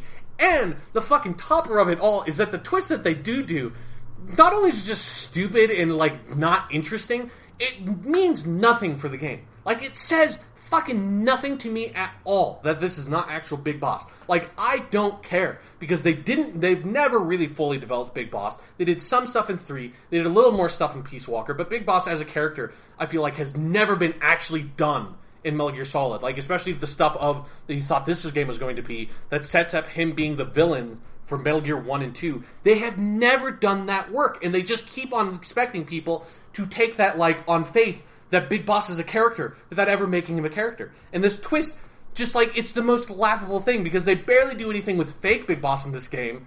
But then on top of that, that just means that the Big Boss isn't in the game. Like, the actual character you want to see in the actual, like, character development you want to have happen doesn't happen at all. Like, they just, like, pull the rug out from under you, and it's like, nope, we have been kind of like fucking limply developing this non-character that isn't even a character from the franchise. Like, he's a character that has no future, who has no history, that has nothing. Like, it's just completely empty and meaningless. And it doesn't recontextualize the rest of the story, because the rest of the story has nothing to do with Big Boss. Like, it doesn't matter that it's fake Big Boss fighting Skullface instead of actual Big Boss. Like, that doesn't make me look at those moments like I'm not going to replay Metal Gear Solid 5 and be like, oh, this is so crazy. So he's not Big Boss the whole time. Like, all of it makes sense now. It doesn't do any of that. It's just like, it's like, you might as well not have the twist in the story. Would make as much, if not even more sense, you know? Well, it would make way more sense, because they give no explanation for how fake Big Boss gets his memories, gets his personality, all of that shit, how he becomes the greatest soldier who ever lived. Yeah, how this dude who was the medic on the helicopter at the end of Ground Zeroes, how he somehow is just as good, if not way better than actual Big Boss, is a huge mystery to me. Yes. So, and I really do feel like, I agree with everything you're saying, but it also does feel like it's just in such contempt of the player, because even if there's not a story being told or a good story being told, you do take it on faith that the character you're playing, especially in a sequel to a long-running franchise, is the character you know and have some level of affection for. I don't know if I'd go as far as love, but whatever. Some people do. But no, so that means even if you were moved, I don't know why, but even if you were moved by the scene where you have to kill your zombie crewmates, that doesn't matter because that's not the character. This is just some random dude who was turned into Big Boss. Yeah. And even more than that, it means that the actual story that you would like to see happening is going off on in the background. Big Boss is off doing something. You never find out what. Yeah. I was like, he's off in the real game. Yeah, exactly. That was the sense that I got. I'm playing the Phantom game. He's playing the real game, and I bet there's a story going on over there. Yeah, like there is something is happening somewhere in the universe of Metal Gear that I would like to see. Unfortunately, you're never going to see it because this is the last one. Yeah. This is like the biggest fucking middle finger. It's like the last game you make in this long-running franchise that takes place in the most interesting period in the history of the game, the period that they most need to show to actually make the stories of the rest of the games feel cohesive in some way. It's like you're finally fucking telling it, but then nope. Not only do you like tell that story poorly, or like I assume you're just telling it poorly at first, then you just say like, no, we're not even telling it in the first place. We're just saying nothing. We're just fucking shouting into the wind, and it's just like nothing. It's just nothing. It's not a story. It's not a fucking story. No. Because it has it has a beginning, but it has no defined middle or end. Yeah. Because there is literally no climax or conclusion to the game. Yeah, there's no sense of any sort of conflict that occurs, really. Like, Skullface is supposed to be an antagonist, but he's so in the background, and, like, what you are doing, what he is doing, feels so, like, just parallel. Like, you don't feel like you are, like, clashing at all with anything. Like, there's no legitimate antagonistic force because they're, like, just offloading all of that onto this, like, sort of, like, phantasmic fucking cipher entity that doesn't exist in the story. So it's like, there just feels like there is no plot. Yeah, and in terms of the ending, quote-unquote, the way they present it by all being a hospital flashback is that you never see the player character, Venom Snake, find out that he's a double. Yeah. You never see Miller learn that he has been duped by his best friend. Yeah. You never see Ocelot have to tell these people that he was working for the real Big Boss, and thus find out what Ocelot was up to. You never see these people have to rectify with all of that, and you don't know, frankly, if they ever do. I mean, there's the suggestions of that in the cutscenes and the end credit, dialogue between Ocelot and Miller, which is just spectacularly awful. But whatever, that doesn't count. Yeah. So none of that actually happens. It's just the game you play for a while, and then your story just ends, and you have a flashback that recontextualizes things, and that's it. Yeah. Goodbye. That's the end of this 30-year franchise. It's like... And then let's back up a bit, because you reminded me, we haven't talked about Revolver Ocelot at all, which is very easy to do when you're talking about this game. Even though he's got more lines than anyone. Yeah, that's true. He is nothing. It is astounding that you take this dude, he is the one character that has been in all of the main Metal Gear games except for Peace Walker, which is actually the best Metal Gear game. But he's in all of them except for the best one. And somehow, he does nothing in this fucking game. Like, the dude who is the, big ultimate, the enemy in terms of, how the game presents it in Metal Gear Solid 4. Obviously the Patriots are the actual, if you're, a logical human being, they're the actual antagonistic force. It's Revolver Ocelot is, the dude that the, modern day setting Metal Gear games, built up as, the big villain, And it's you get him in this game, you're like, he might as well not be here. I have no fucking clue why he's in this game. I spent, fucking 60, 70 fucking hours. I have no idea how much of my time I fucking wasted on this piece of shit. He does nothing. It's amazing. The only things he does that's, vaguely connected to the main plot is he torches people, 4 or 5 times. And that's it. And it's it gives no insight into his character. I don't know why he's... I mean, I guess the ending kind of tells you why he's there. Not really, though. I don't know how he got hooked up with Big Boss again. I don't know who he's working for. I don't know what his objectives are. I don't know what his motivations are. I don't know what the fuck he is doing in this game. But he is always there. He's always there in the background. He's always, he says stuff to you all the time on, the cassette tapes and shit.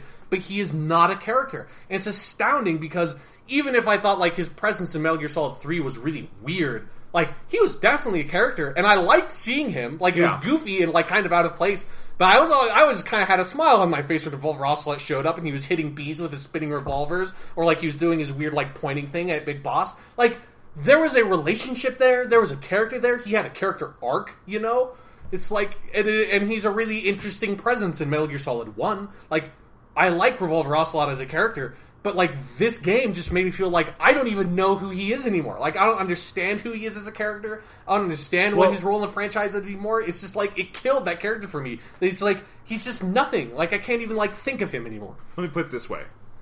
The actual writing on Ocelot is so unlike the character we've come to know, either as his young incarnation or his old. He's so much more mellow and helpful and just completely 100% different. Yeah. Total 180 of a character transition. That if anyone other than Troy Baker were doing the voice and trying to put some of that spin on it, I don't think you would even know it's Ocelot. Yeah. Troy Baker is the only person trying to make it sound a little bit like Ocelot, because he's putting a twang on it that could lead into old Ocelot's voice. Yeah. Troy Baker put more thought into that character than the people who wrote and animated him. Yeah. Because, I mean, it's something to the point that it's like, you have fucking Revolver Ocelot. He is the crazy cowboy dude who, like, in every single game, he's constantly spinning his guns. He doesn't do a cool thing with his guns once. He's never in a fight. He's never in a conflict. He doesn't shoot anybody. He doesn't spin his guns. This is the dude who fucking fought off a swarm of bees by just twirling his revolvers. He doesn't take it out of his goddamn holster in this whole fucking game.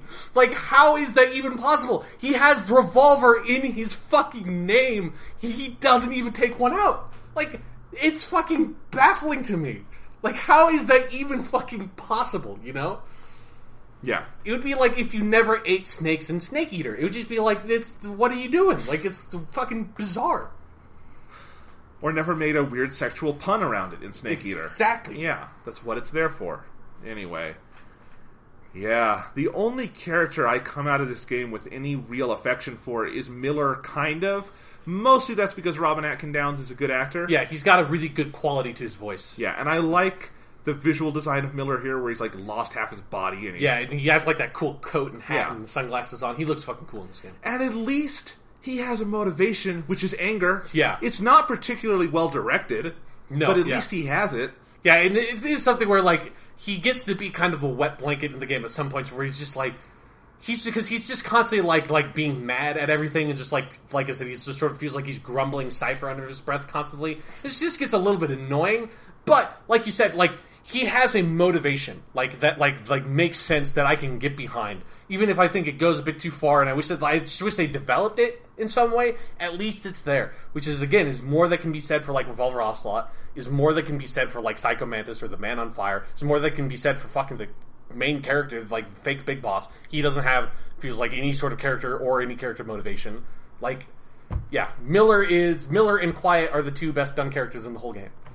Yeah.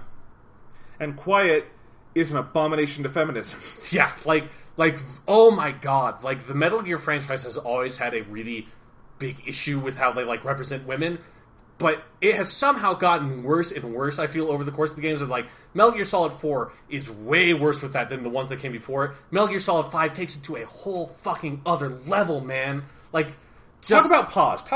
Yes, yeah, okay, yeah. There's some fucking shit with Paz. So Paz is a character, or her real name, Pacific Ocean, which I always find it's like the stupidest fucking name.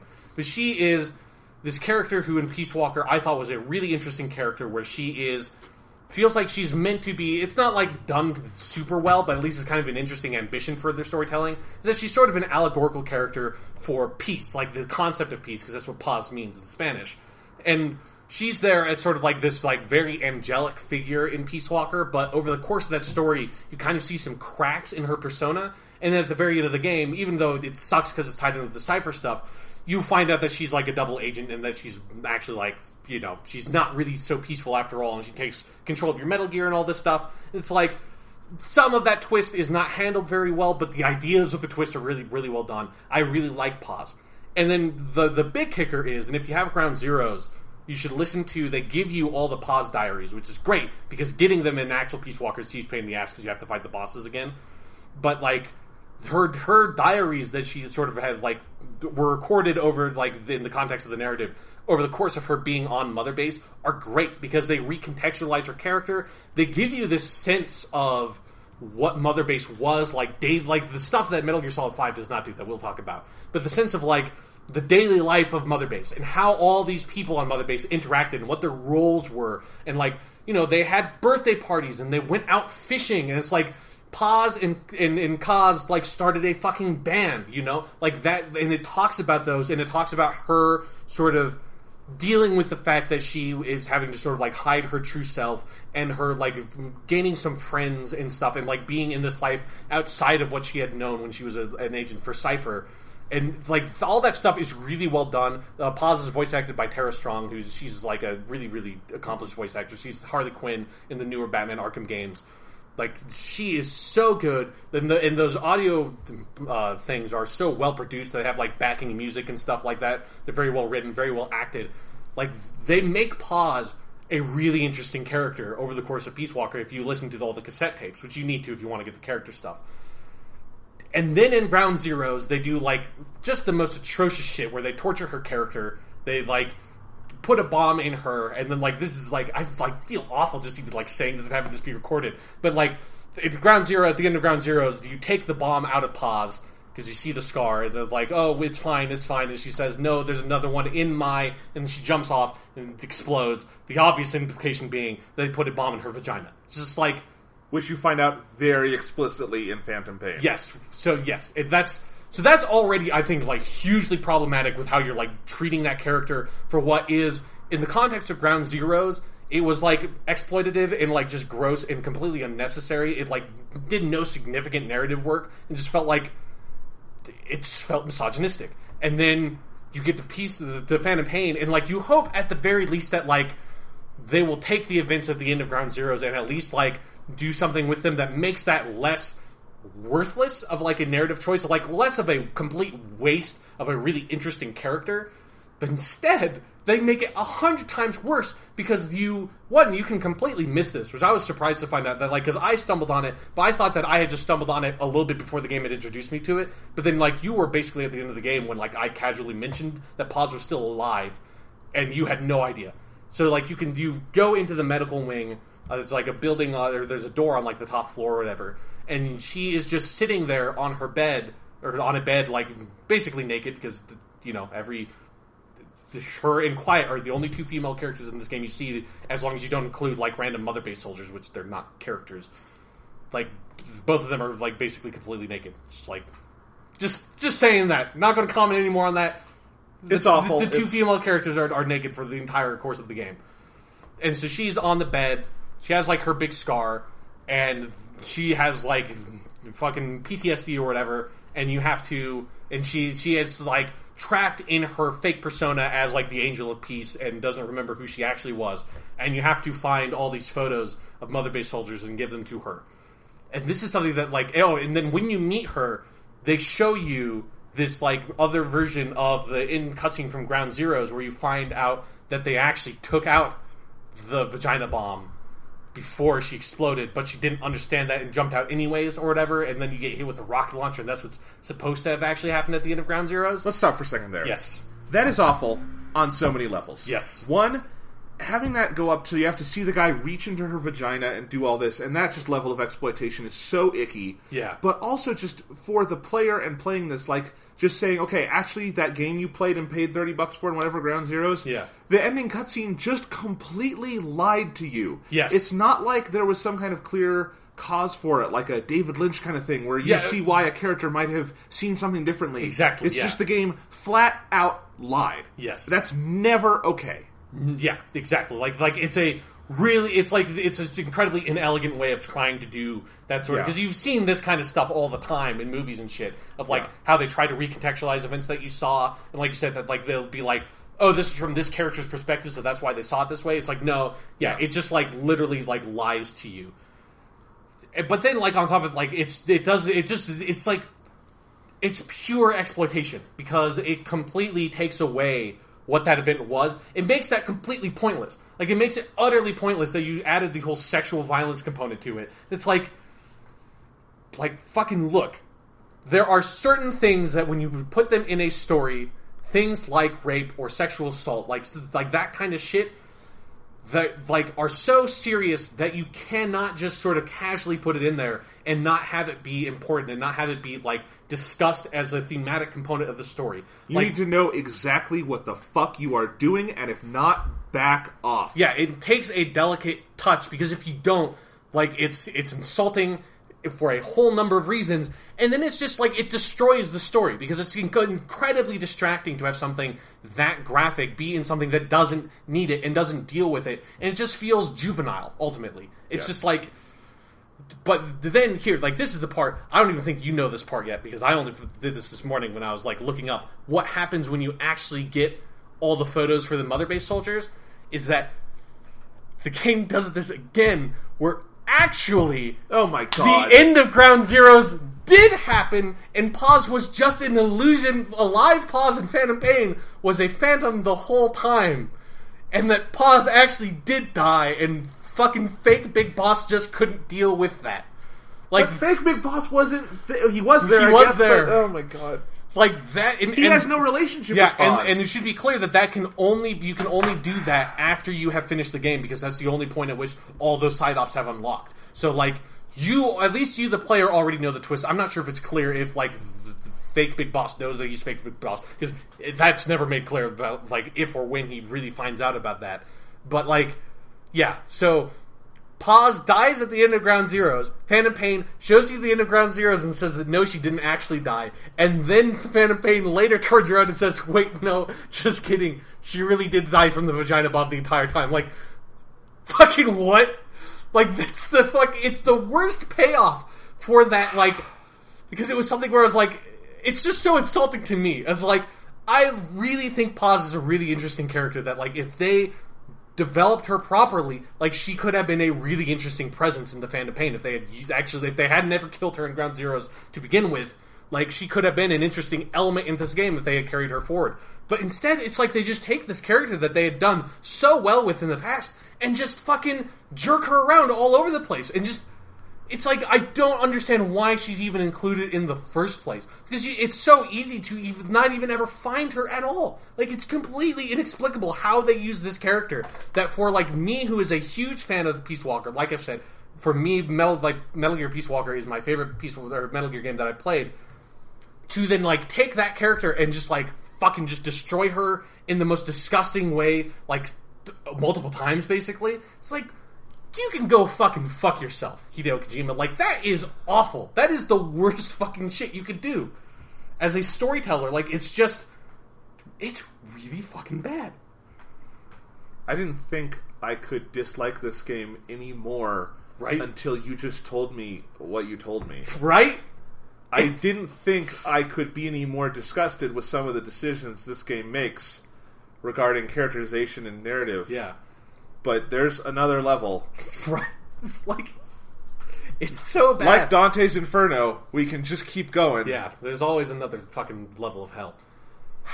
Okay, here's something I want to ask. Alright, go ahead. This is a bad game. Yes. And what we're going to talk about now is no excuse for these things. The game that was released and shipped and created and directed by Hideo Kojima, as he likes to remind us, yeah, a lot, is a bad game. Yes. It did not work. It is very unsuccessful at what it sets out to do. Yes. But how much of the state of this game as it is now do you think was related to just not being finished and maybe had to do with the Konami-Kojima split, whatever the cause was? I think very clearly on every level this is a game that just, to me, shows an incredible lack of polish. Like, the lack of detail in the open world, the lack of stuff that's going on there, the lack of activity at Mother Base, the lack of characterization on Mother Base soldiers, the lack of story going on, the amount of story that just gets thrown into audio logs, the entire Chapter 2 clearly just being a thin, barely held together with duct tape shell of whatever it was supposed to be, you know, the final mission just being a cut and paste, you know, Control-C, Control-V of something else in the game. Yeah. How far away were they from finishing this game? This feels like it needed at least another, like, year of polish and work to be anywhere near presentable. Yeah, I mean, although it's also like, it just seems like some of it is like the scope and the style of what it is. Like, I just don't even know. It's like, it's so hard to say like what like the original vision was it for and stuff like that, but it feels like if you look at Chapter 1 and assume that is... Because, like, it feels like Chapter 1 is complete. Like, it doesn't feel like there was a bunch of stuff cut out of Chapter 1 necessarily. Yeah. It just more feels like they never knew what story they were trying to tell in the first place. Like, Right. It's not like with Chapter 2, it just feels like there's, like, incomprehensible bits of subplots all over the place. Like, the Skullface story in Chapter 1 is fully told. It's just not told well at all. Right. And then, but yeah, there's definitely, like, we know that there's stuff cut out of the game, obviously, with the Eli stuff. So obviously that is, like, yeah, it feels like it is in a unfinished state in the way that Knights of the Old Republic 2 did to me when I finished it. But at the same time, there's weird parts of, like, where this game, like, technically speaking, is super accomplished and really well polished. Like, I'd never encountered a bug in, like, my entire time of playing this game, which is, like, really astounding. Like, there was never a point where, like I fell through the world, or like a character disappeared, or like an objective didn't spawn. Which, like, in a game as long as this, with like as many different objectives and missions in it, like, you would expect that to happen kind of at least once, and that never happened. Like, the frame rate is a rock steady 60 frames per second. Like that, I think I saw a couple of times the frame rate dropped, and the only reason I noticed it was because I was kind of looking for it at some point because I was really shocked at how well the game ran. So it's like, technically speaking, it is super well made. Like, from like the raw, like, it just being a game side of it, like, that stuff is completely rock solid. Like, you would never know if you were, like, taking out all that stuff of, like, the way the story is presented and the way that Chapter 2 is structured for the player. If you ignored all of that, you would have no idea that this game is as much of a mess as it is. Right.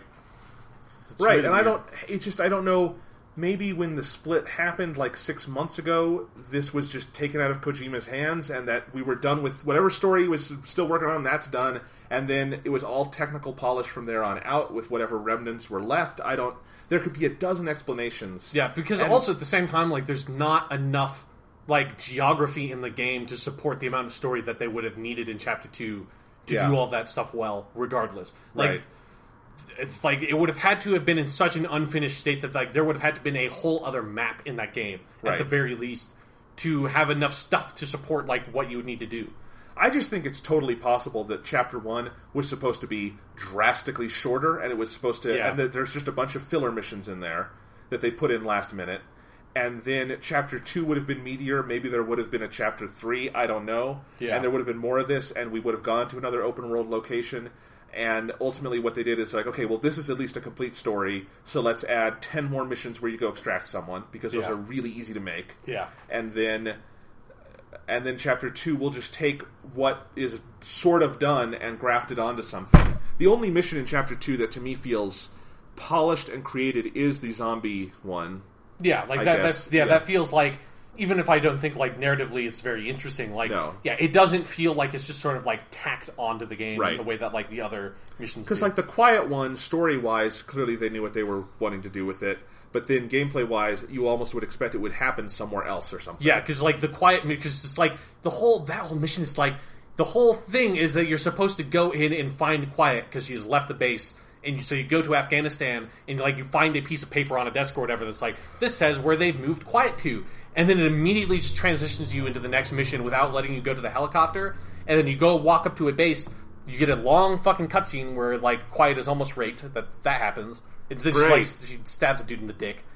And then you just fight off a wave of tank after tank after tank of, like, literally you have to blow up over a dozen tanks. And I had the strongest rocket launcher I could get, and it took, like, 4 rockets to blow up those tanks. Like, the tanks are not fun to fight, and there's, like, no reasonable way I felt for me to, like, go and, like, Fulton them or something like that, because there's also a huge wave of dudes coming at you. So it's like, yeah, the mission of it just feels like they just gave up. Because you're at a location that I have been at, like, 100 fucking times before, doing all the missions and the side ops, and you're just standing there with waves of tanks coming at you. Again, there's no way that you can know going into the mission that you need to go in with all of your vehicle destroying stuff. So it's like, you just have to, at the beginning of every checkpoint, you're like, well, I have to drop in my fucking rocket launcher because I didn't bring it for the mission where I have to go extract the person who's my sniper named Quiet. I kind of assumed that would be an infiltration mission. So yeah. The story stuff for that is well done.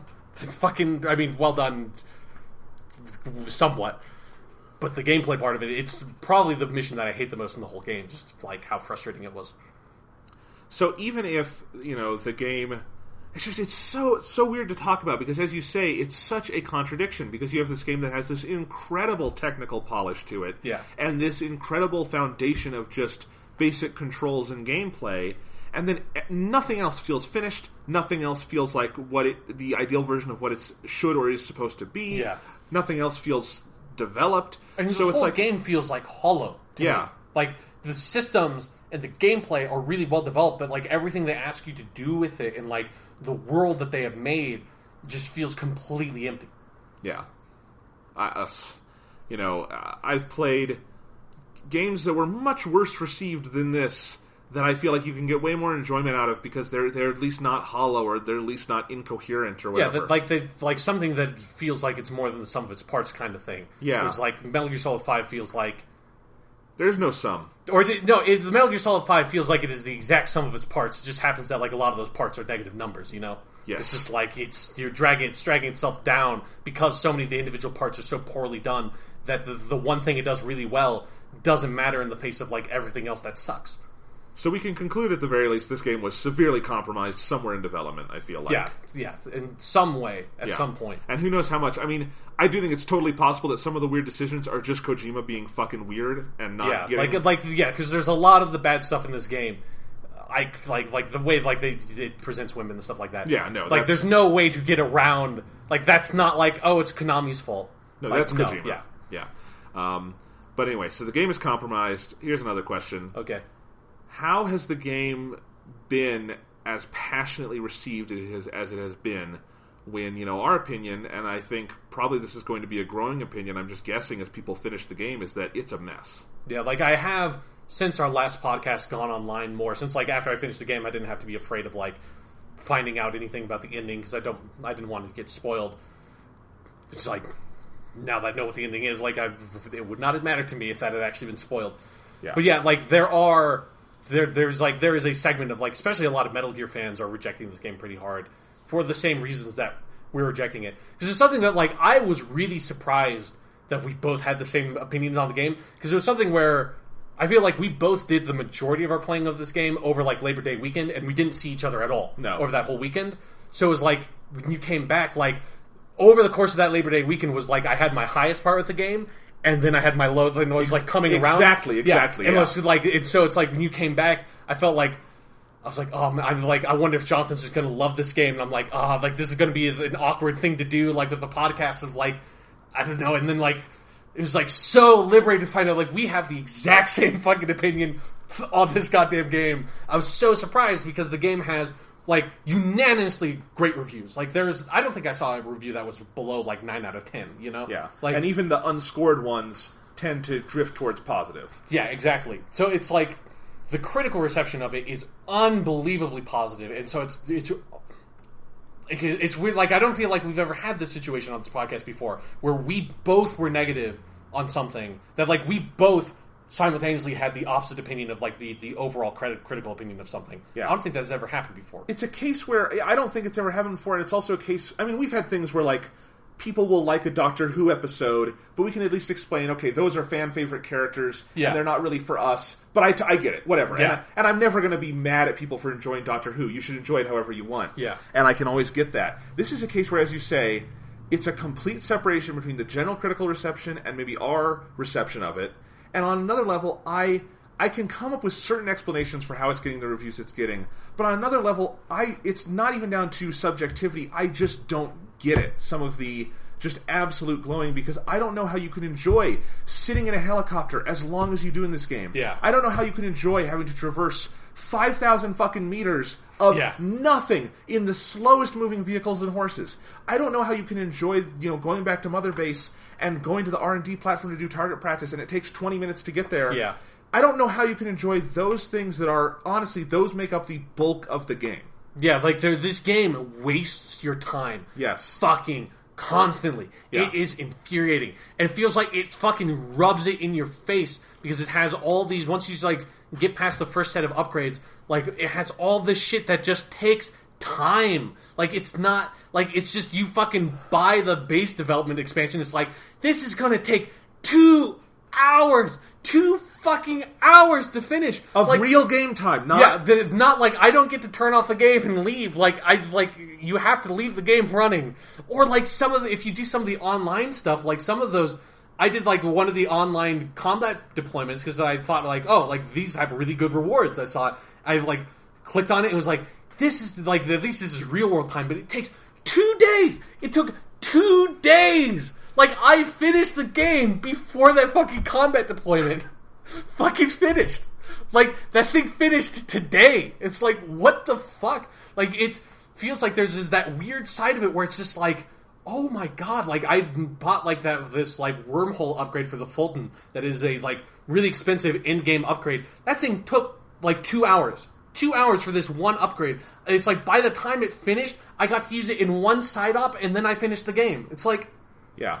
This game just it's rubbing in your face constantly. It's sending you back to Mother Base, kicking you out of the field to go back to Mother Base to watch a tiny little cutscene that nothing happens in. That's now I have to go back out and do those other side ops because there's nothing else for me to do in Chapter 2. So it's the number of times that Chapter 2 interrupted me while I was trying to just do 5 side ops in a row really quickly to kick me back to Mother Base. It was fucking infuriating, and every time it happens, I have to go through all these loading screens. I have to go through my loadout again. I have to spend 50,000 GMP to go deploy. I have to spend all these fucking plants and all my resources and shit.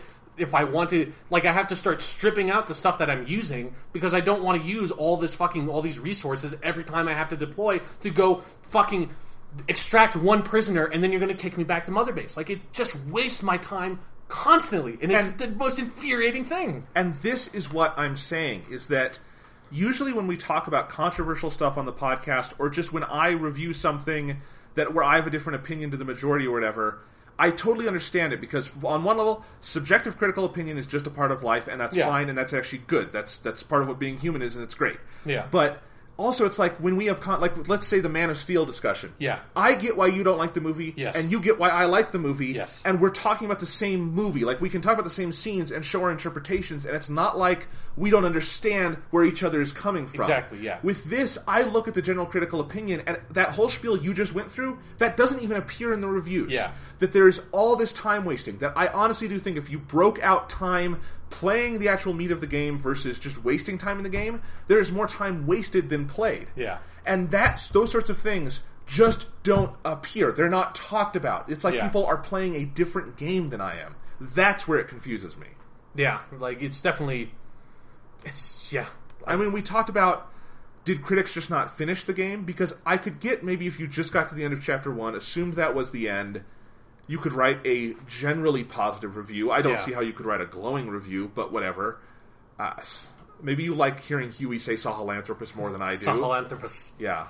But, I don't know. Do you have any other thoughts on it? Or I mean, I don't know. I mean, it is something where I feel because it's not even just the story stuff that, like I said, it wastes your time constantly. I also think, a huge disappointing part of the game is the Mother Base stuff. Yeah. It just feels, completely undeveloped. That also, I feel even if you don't, because I can see giving it, a really glowing review. If you're someone that just doesn't care about story in video games, I don't, for me, the story is really important, and it gives, the weight, a certain weight and momentum to what I'm doing, and it gives us a sense of pacing to the game. But I definitely understand that there are people out there that, just want to skip past cutscenes and just want to do all the gameplay stuff. But you can't skip past the helicopter rides. Exactly.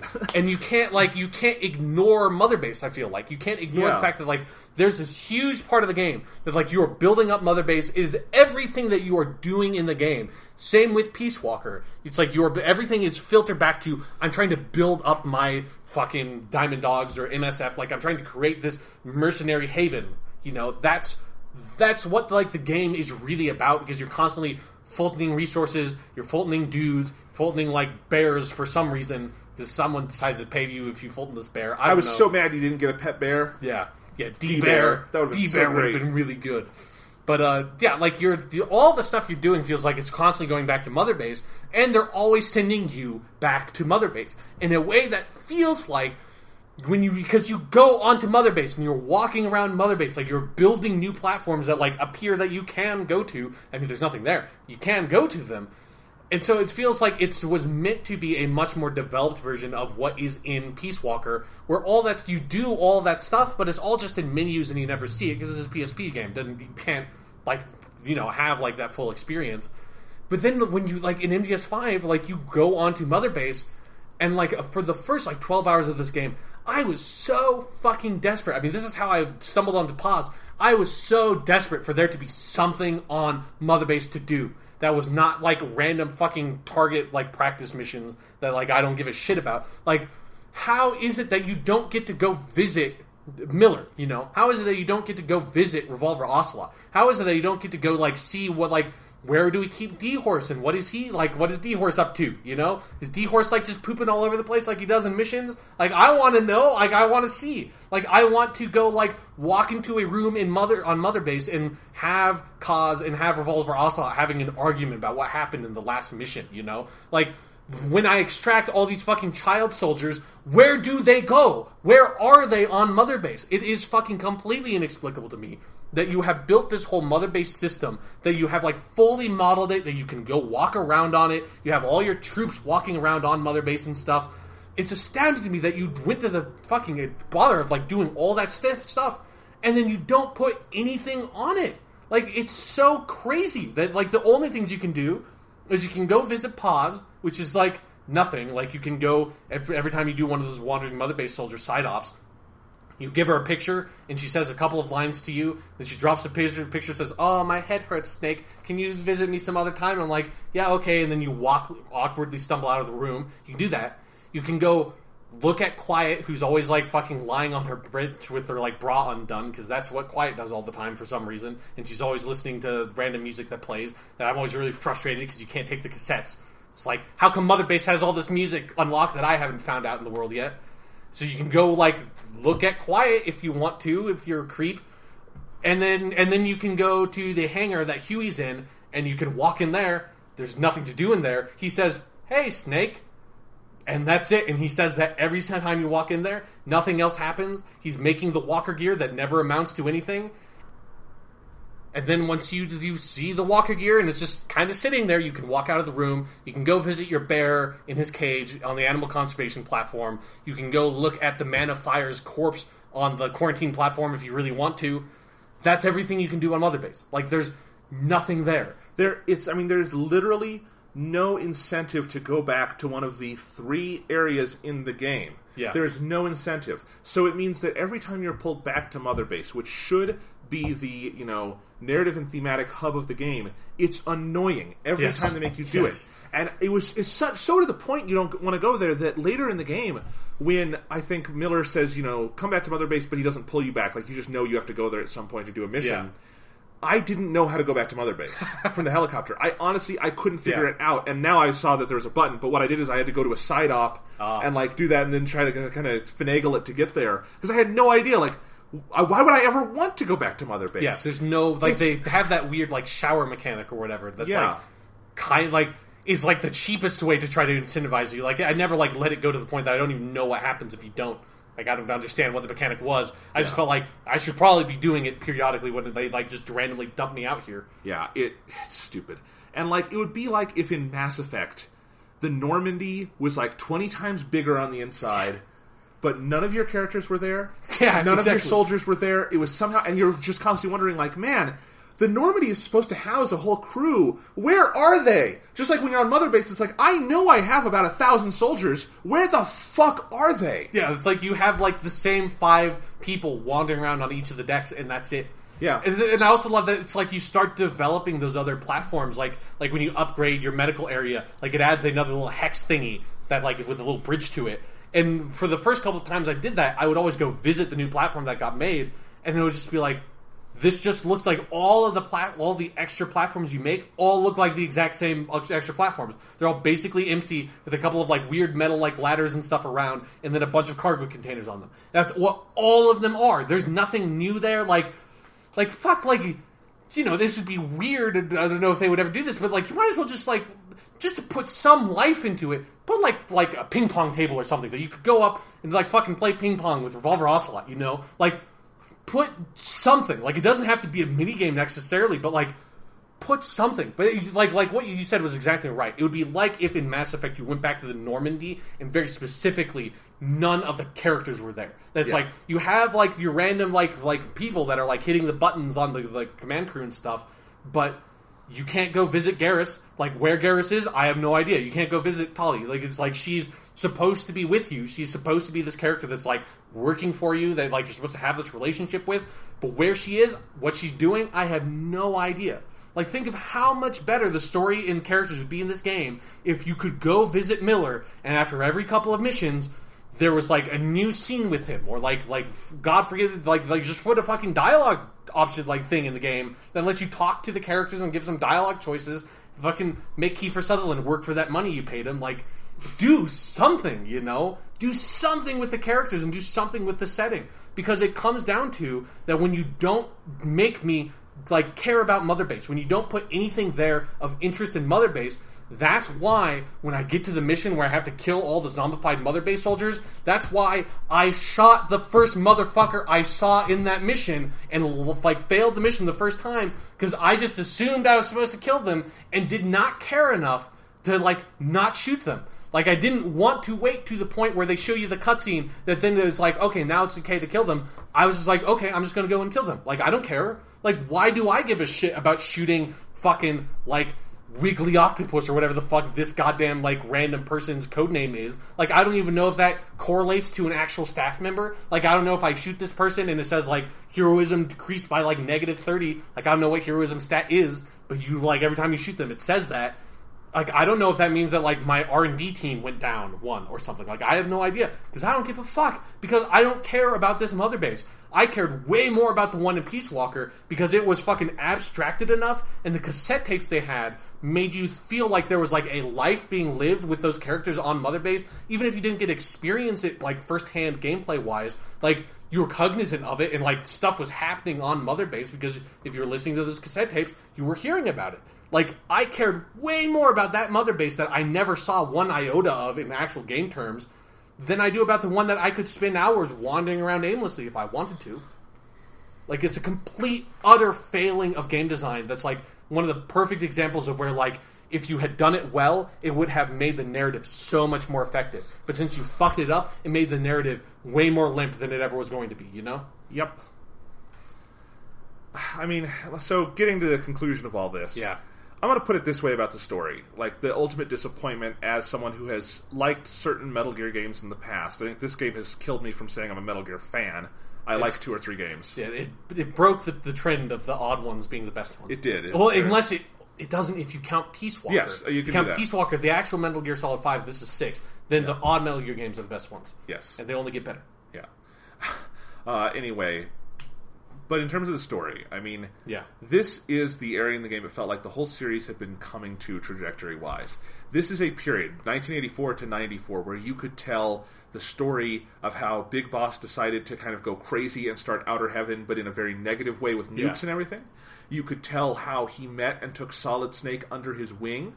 Yeah. You could tell how Liquid Snake sort of became, warped and angry and decided to do all these terrible things. You could learn about sort of the formation of the Patriots and how Ocelot decided he was going to kind of work with them, but to double-cross them. Yeah. You could tell, how what happened to Miller to get to the point where he gets assassinated by Liquid Snake in Metal Gear Solid 1. There are so many great stories you could tell. You could tell all of them. You could tell one of them. There's nearly limitless possibilities that have been set up.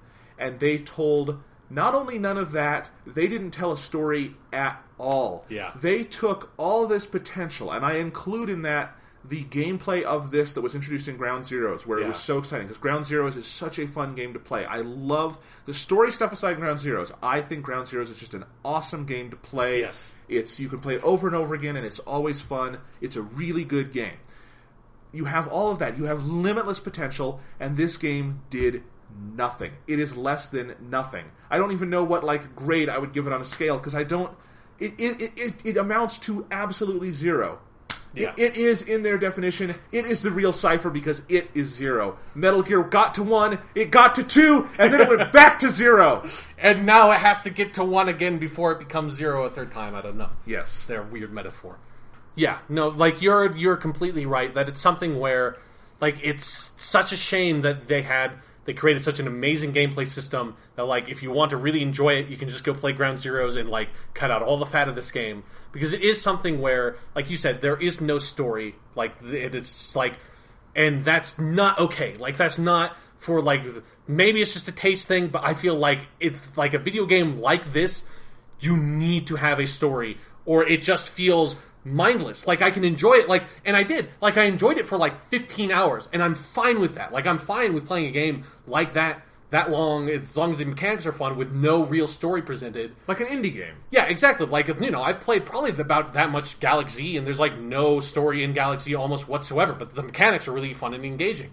But, like, you cannot ask me to play, like, 60 hours of this fucking game, and then just insult me every step of the way by, like, fucking throwing these characters that I know in front of me and doing nothing with them, not developing them, not putting a plot in there.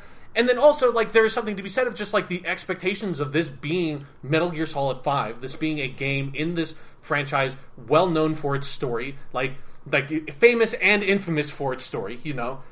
Like taking this final entry in that and doing nothing with it. Like you said, this is, and for me, like, especially, like, this is the shit that I'm actually interested in Metal Gear. Like, it's the part that, to me, when I think about Metal Gear, is the most fascinating of the relationship between Solid Snake and Liquid Snake and Big Boss, like the L'Enfant Terrible project. Like, I find that fascinating, and I find the idea of Big Boss as a character so interesting. This idea of this guy who is a soldier who decides that he's going to completely break from the concept of nations and make a nation of warriors, a nation of people who live to do battle, who do not do battle for ideological reasons or for patriotic reasons. They just do it because that's what they do, because that's who they are. Like, it's a very interesting concept to me that, like, I feel like has been kind of done in, like, samurai movies and stuff like that, but has never been done in, like, a modern context that, like, brings in this whole sort of, like socio-political aspect into it, the Cold War. Like, those ideas are so amazing.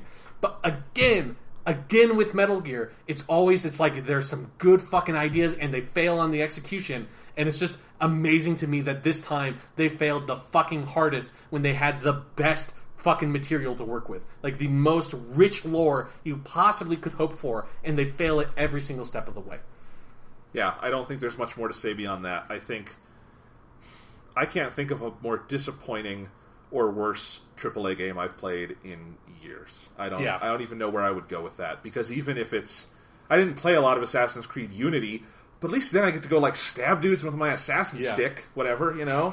If you like that series, you'll keep liking it. Yeah. I'm trying to think, like, what are the big bombs that we would have even played that would come close to this? And this isn't going to be a bomb. It's huge seller, critical success. It's probably going to get some Game of the Year awards, which is again baffling. Yeah.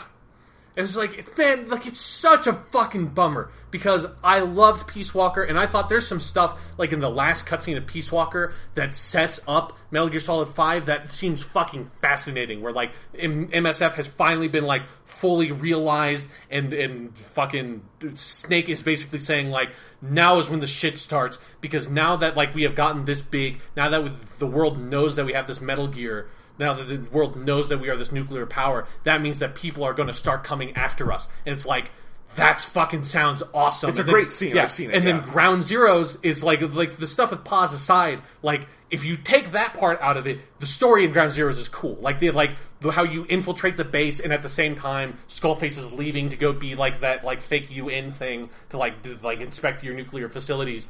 Like, that whole side of it, and then you go back to Mother Base and it's fucking on fire. Again, if you just take out the weird pause stuff, like, that stuff is fucking awesome. And Ground Zero's gameplay is amazing. And then you get to Phantom Pain, and it's like the first, like, 12 hours are really good. And then it's like, it slowly dawns on you, there's no story in this game. They're not doing anything with this. They're not, like, utilizing any of this stuff. And then you find Eli, and you're like, oh, it's Liquid Snake. Like, maybe they'll do something interesting with this. And it's like, that becomes the biggest disappointment of all. It's like, they have all these chances to make this amazing story, and they fucked it up every single time. Yep.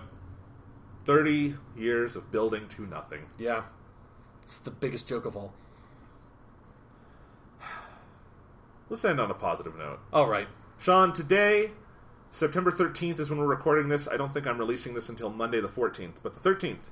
This is the 30th year of Super Mario Brothers in America, with that game coming out. So what's your favorite Mario game? Let's just really quickly. Those are great games. Everyone loves Mario. Super Mario 64 for me. Because Okay, that was the Mario one I played 64. the most of. Like, I also really like World because I played a bit of that with my friend who had a Super Nintendo. Yeah. But yeah, Super Mario 64 is where it's at. Like, that's... Yeah, there's a lot of great ones. I think I go back to 64 too, both because of historical importance. It's a game that changed the way games are made, and Yeah. you can still go back to it and enjoy it just as much as ever, I think. Yeah. It really does not age poorly. Even if the graphics, look worse, it's still just as fun to play. And I think all of the great Mario games that have come since, like Galaxy and 3D Land and stuff, build off that, and that's great. Yeah. I love that one too. In terms of like the 2D ones, I always go back and forth what my favorite one is. I really do love the original Super Mario Brothers. Yeah, It's 30 years old today. It's very simple, but it has a charm to it because of its simplicity. It's really good. And I think the ones that came after, like Mario 3 is a masterpiece. Mario World is a masterpiece. Yeah. I mean, this was, to think that Miyamoto made all these games, that guy churned out, between that and Ocarina of Time, which is really the last one he's fully directed. I guess he did Pikmin. Yeah. But Pikmin's good. Yeah, I Pikmin's like good. Pikmin. That guy just, I think, you think of the amount of innovation he had in that one series, and then you think of Zelda 2. Yeah. That's incredible to me. But yeah. So that's a series. That is a series that has gone 30 years and is as good as ever. It's really fun still. If you like Mario, I mean, like if you think about if you're comparing like Metal Gear Solid 5 and Super Mario 64, like the hub world in 64, that castle, like that's one of those things that makes that game so good. Yes. Is because like there's all these hidden secrets and cool shit to do as you're like slowly unlocking it. Like Metal Gear Solid 5 should have fucking Kojima should have played a lot more Super Mario 64 before he made that game. Yes, absolutely. So Mario still doing it, still kicking ass. Absolutely. I am looking forward 30 years later. I'm looking forward to another 30 years of Mario. I hope Metal Gear is just fucking dead and buried after this, because this was an ignominious death for a once great franchise, and it's good fucking riddance at this point. Yeah. And you know what, Jonathan? Like you said, you're looking forward to another 30 years of Super Mario, but like now that Super Mario Maker has come out, it's just infinite. It's just Mario levels are just like they will never stop being made. So it's like so people listening to this, like if you have a Wii U and you also have an Xbox One and PS4 or PC capable of playing games, don't fucking get Metal Gear Solid 5. Like just fucking spare yourself the trouble. Go get Super Mario Maker and just have fun. Like enrich yourself creatively and just fucking enjoy your life. And don't make the mistakes that I made and you made playing this fucking piece of shit game.